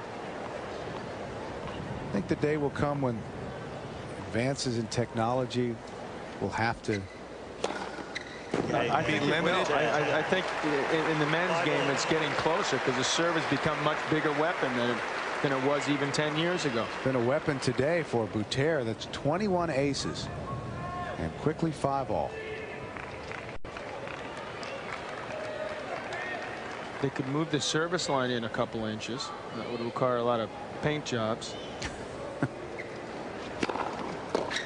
Less work would be having forcing the male players to serve back a couple inches, put a line behind the court where they'd have to serve behind. That would slow things down. So you still got, I don't think they can go from 2-to-1 serve. I think that's too drastic a change.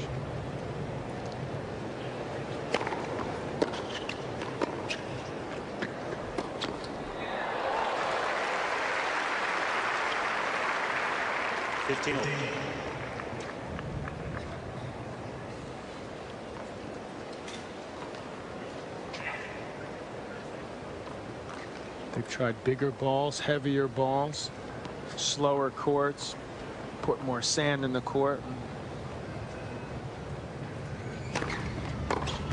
30, players complain that the bounce is too high, and it benefits the clay court players. And clearly the USTA, United States Tennis Association, has tried to keep these courts relatively quick, which is more to the American players' liking.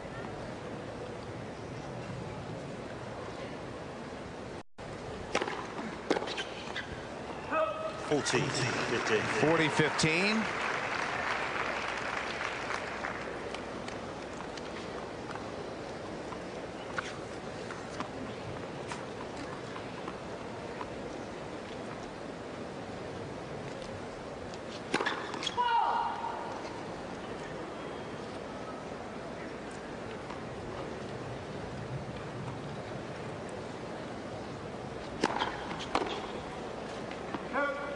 Sampras.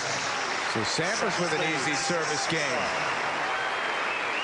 6-5 now in the third. Meanwhile, over on court number 10, the semifinalists at both the Australian and French Open, Sebastian Grosjean is in some trouble against Mariano Zabaleta. Grosjean serving at deuce.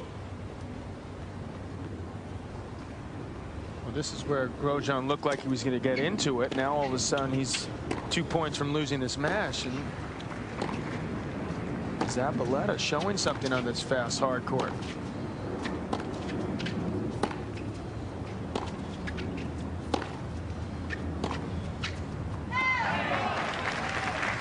Guy who's never won a match, Zabaleta at the U.S. Open, his second time here. Predominantly known as a clay court player, has had some injury problems that have curtailed his rise in the rankings. I mean, he was in the top, I think he was top 20. He has a win over Grosjean on clay. And the other time they played, that was in 1999. Well, there's his first win ever. Well, he's enjoying it. He deserves to. Well earned against the Frenchman Sébastien Grosjean. Zabaleta ranked number 103 in the world against the number 8 seed. So Zabaleta is through, and Taylor Dent, a hard server from Newport Beach, California, awaits.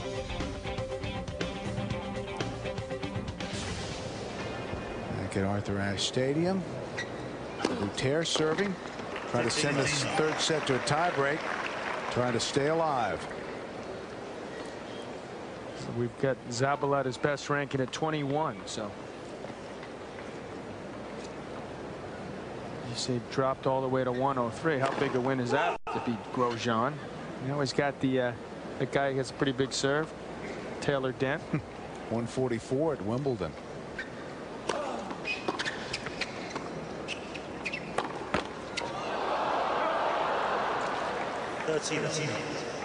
Sun out again. It is hot out there. Please let me get lucky. Get this thing over with.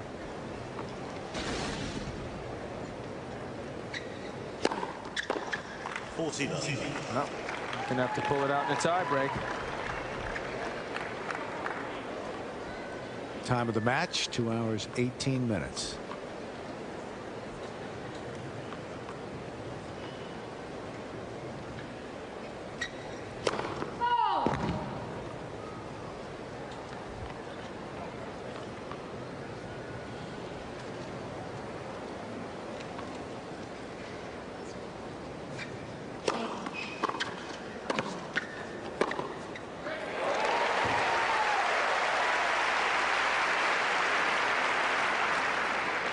And that's the first point that Boutter has lost in his last 2 service games. 40-15. Game.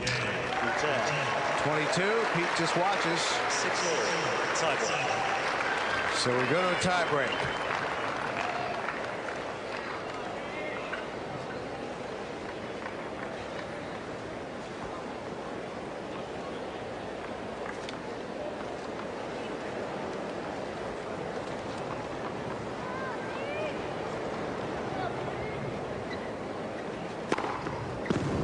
It's a good start. 132 miles an hour, number 17. Tiebreak records. Certainly favors Sampras going in. That is an absolutely unreturnable serve. I mean, not only is it hit hard, like speaking of unreturnable, that was pretty good too. But it's placed right in the corner. Both these guys smoking here so far. 2 points, 2 aces.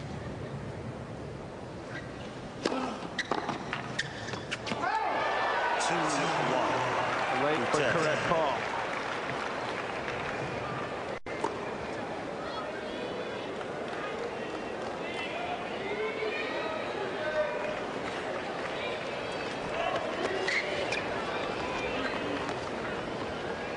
Sampras at 1-2 in the tiebreak, up 2 sets. There's that backhand again.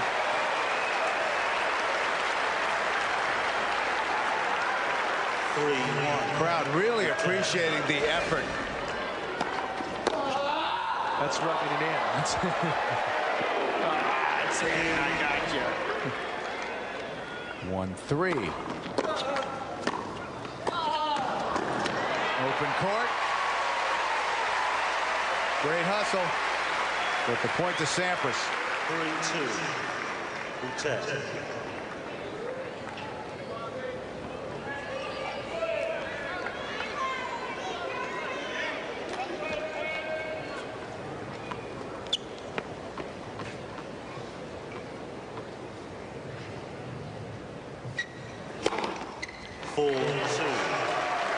Boutter.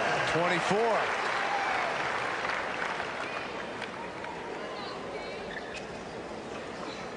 (4-2) as they change ends.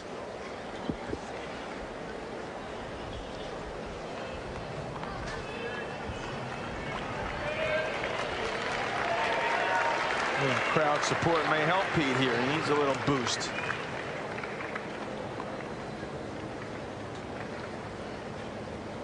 Maybe the sun in Boutter's eyes. Slow that big first serve down.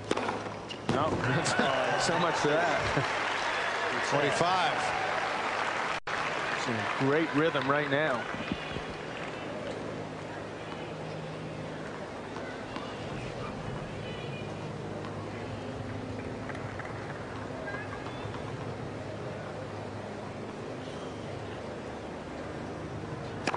Let's versus.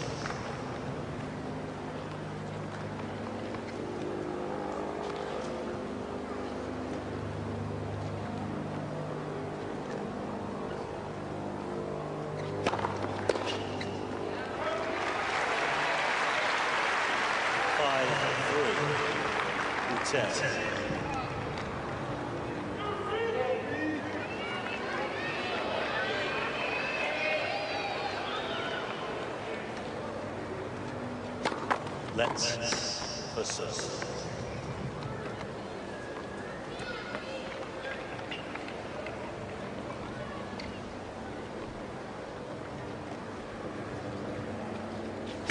Let's versus.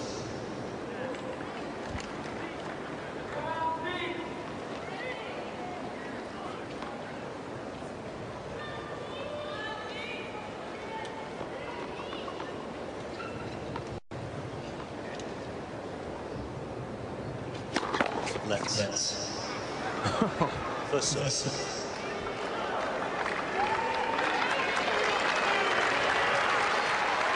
Here's an argument for playing the lights and conserving energy.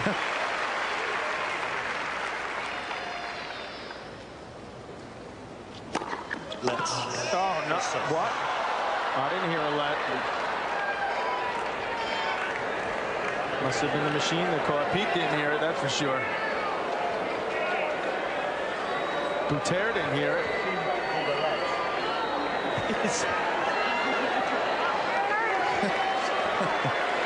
That was smart by Boutter because he knew darn well the let had been called. Well, let's go. Oh, I'm sorry. Nicely done. Finally. 5-4. Boutter.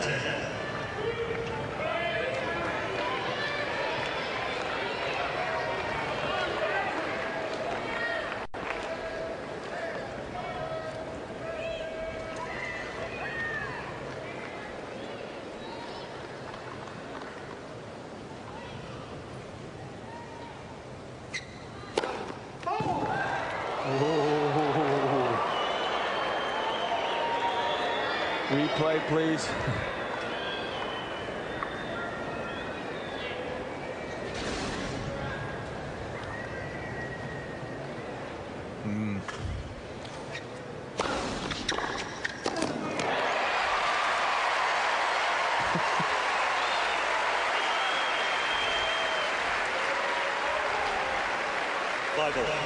Still upset about the previous call. You better believe he's upset about it. 5-all. And he'll have to regroup in a hurry. Because as well as he's played, he's 2 points away from being out. Let's versus.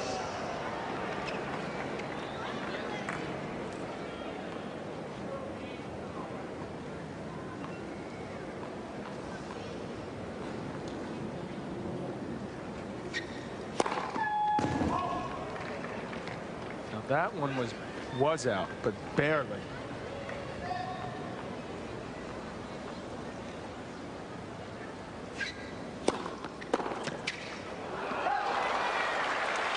There's a chance for Boutter. Set point. Still looking at that call. They should be sitting down now, he says. 2-1, but he's got a shot.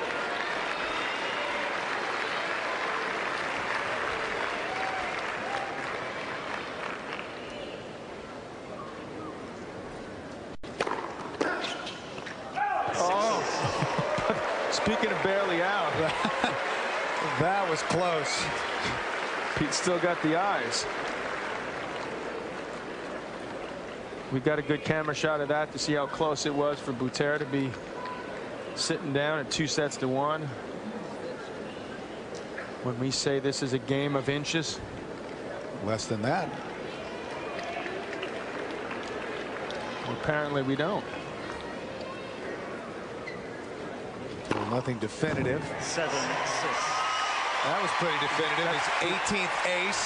What Boutter says. That's the serve I just hit. How come I didn't get the call? Now it's Sampras with match point. One more. How quickly things change. Please.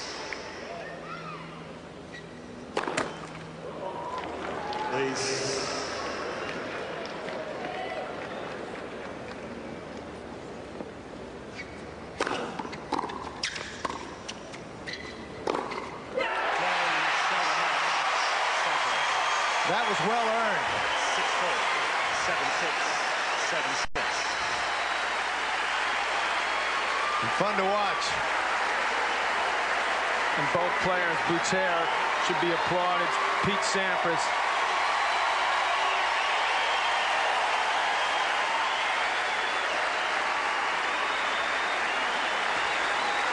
That was high quality stuff. I mean, how often do you see two guys walk to net after a first round match with big smiles on their face? Look at the draw, bottom half. Michael Gamble could await Sampras in the third round. Watch out for using though. This young Russian guy can play. Andre Sa, the Brazilian, up for Sampras next. 59-8, Pete's career U.S. Open record. An entertaining battle today at Arthur Ashe Stadium. Four-time champion is through to the second round. Coach happy, Pete happy, wife happy, crowd happy. Boutter sad. That's it in a nutshell. We'll be back. Chris Myers back with you at the National Tennis Center in the 2001 U.S. Open Day 2. Just the first step, but a major step for four-time U.S. Open champ Pete Sampras. His climb back. Best performance in a Grand Slam event this year. Fourth round at the Australian Open and Wimbledon, hoping to advance further here, where, of course, it all began back in 1990. All right, if you have a tennis question only an authority on tennis can answer, now's your chance to ask. Just log on to usanetwork.com and submit your question to our experts. And while we can't respond to every question submitted, the best questions will be answered by our on-air announcers during USA Network's coverage of the U.S. Open. So ask away, and then be sure to watch USA to see if your questions make it on the air. All right, coming up, Venus Williams in just a moment. Let's go to a couple of people familiar with gold medals. Our Summer Sanders with Andre Agassi. All right, over here in the practice courts with Andre Agassi. Tough practice today. You went a little longer than normal, no? Yeah, well, you know, 2 days off. It's a difference in routine, you know. I mean, usually it's 1 day off, and so with 2 days off, you kind of try to expend a little bit and use tomorrow as a kind of day to prepare. Your first match you won, obviously. How are things going for you? How do you think you're playing? Well, I mean, I really can only base it on that first match, and I felt great about everything I needed to do that I did, and you know, it's one at a time. I got to say that every opponent offers something new to deal with, so I'll have to step it up from here. So when you do have time off, take us through a day off in between matches. Well, that's hard to say. It all depends how much rest I need versus how much energy I want to burn, you know, and I like taking in the city and kind of get my mind away from tennis, but certainly part of the day is coming out here and working hard and getting a chance to be up and close with so many fans here walking around. It's kind of fun. They sure do love you. One guy over there doesn't love you so much because I think you pelted him right in the head with one of your... Not on purpose. Well, you have to pay attention when you're out here, that's for sure. Yeah, I can get carried away sometimes. You love playing at night. Obviously, that's where you do your best. Your next opponent is Masu. What do you expect from him? Well, I played him at Wimbledon. You know, he's a tough player, and certainly played a great match first round against Clavet. And, you know, I got to go out there and execute my game. It's going to present a different element than the serve volleyer I played first round and Mike Bryan. So, you know, I'm going to have to take the ball early and execute my shots and try to establish my game. Best of luck to you. Yeah, thanks. Thank you. All right, thanks, Elmer. And Agassi, of course, beat Masu in the third round of Wimbledon. He could perhaps meet in the quarterfinals Pete Sampras if Pete continues to keep it going. We're going to keep it going at the 2001 U.S. Open. Venus Williams getting ready for her opening round match, and you'll see her take the courts when we continue on USA Network. Don't go away.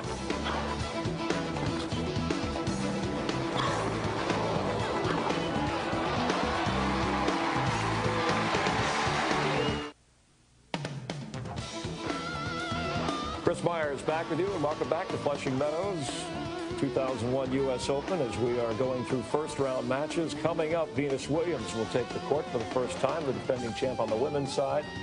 Four-time U.S. Open champ Pete Sampras, you saw moments ago. We welcome him inside our USA studios here. Rushing over, we got you some water. Thanks. A little bit high. Nice, tough work out there. Congratulations on getting through that first round. Take us through it a little bit. Oh, I mean, it was tough. A very, very tough opening round match. You know, the court's playing pretty quick, and he possesses a huge serve. I mean, consistently serving his second serve in the 110.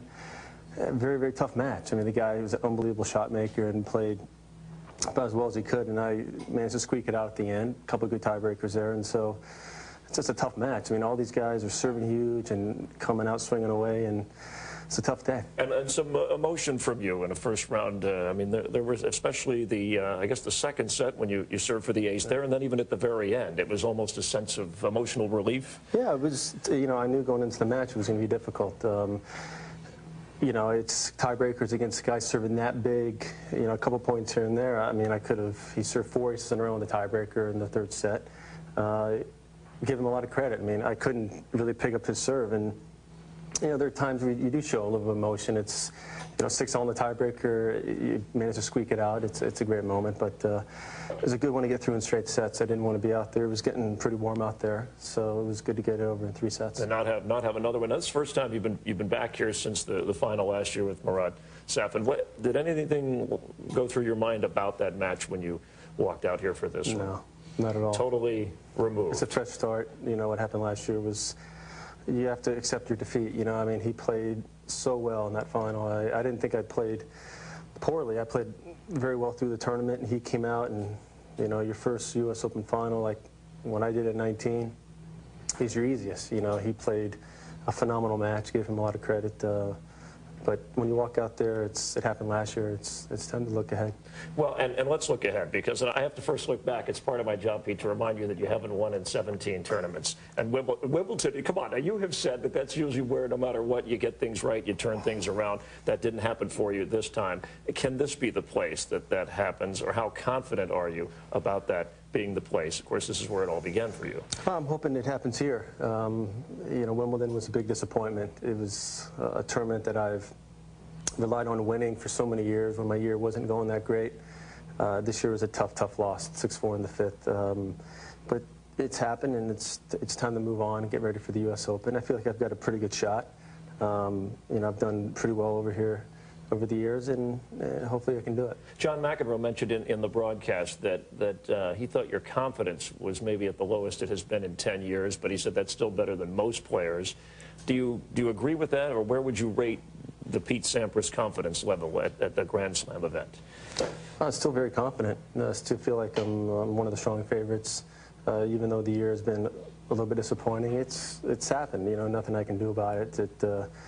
You know, confidence is, you know, I feel like I am confident. I mean, I feel like I'm hitting the ball fine. I had a pretty good week last week.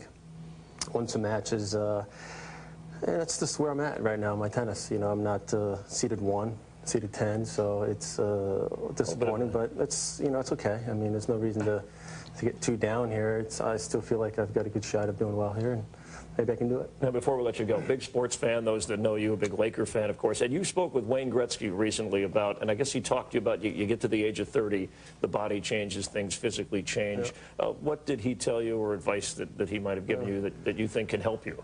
Well, I talked to him right after the final last year here, and I remember playing Safine. I felt just a little bit flat. You know, it was a tough match against Hewitt the night before.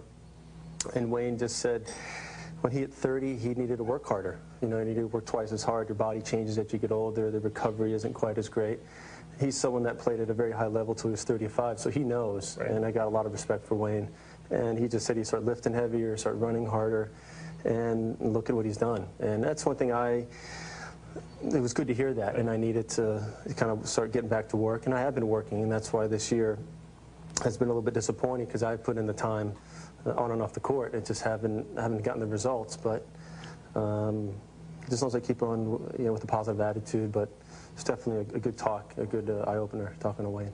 Right, and of course, a tough, although it was a straight set win. I mean, some of that paid off in what we saw earlier. Thanks, Pete. Always a pleasure to see you, and hopefully we'll talk to you later during the next week or so. Thanks, Chris. All right, take care. Appreciate Thanks. it. Pete Sampras, a straight sets winner in the opening round, so he advances. Let's go up to Bill McAtee and Tracy Austin for more of the action. Bill? All right, Chris, thank you very much. Good to hear from Pete.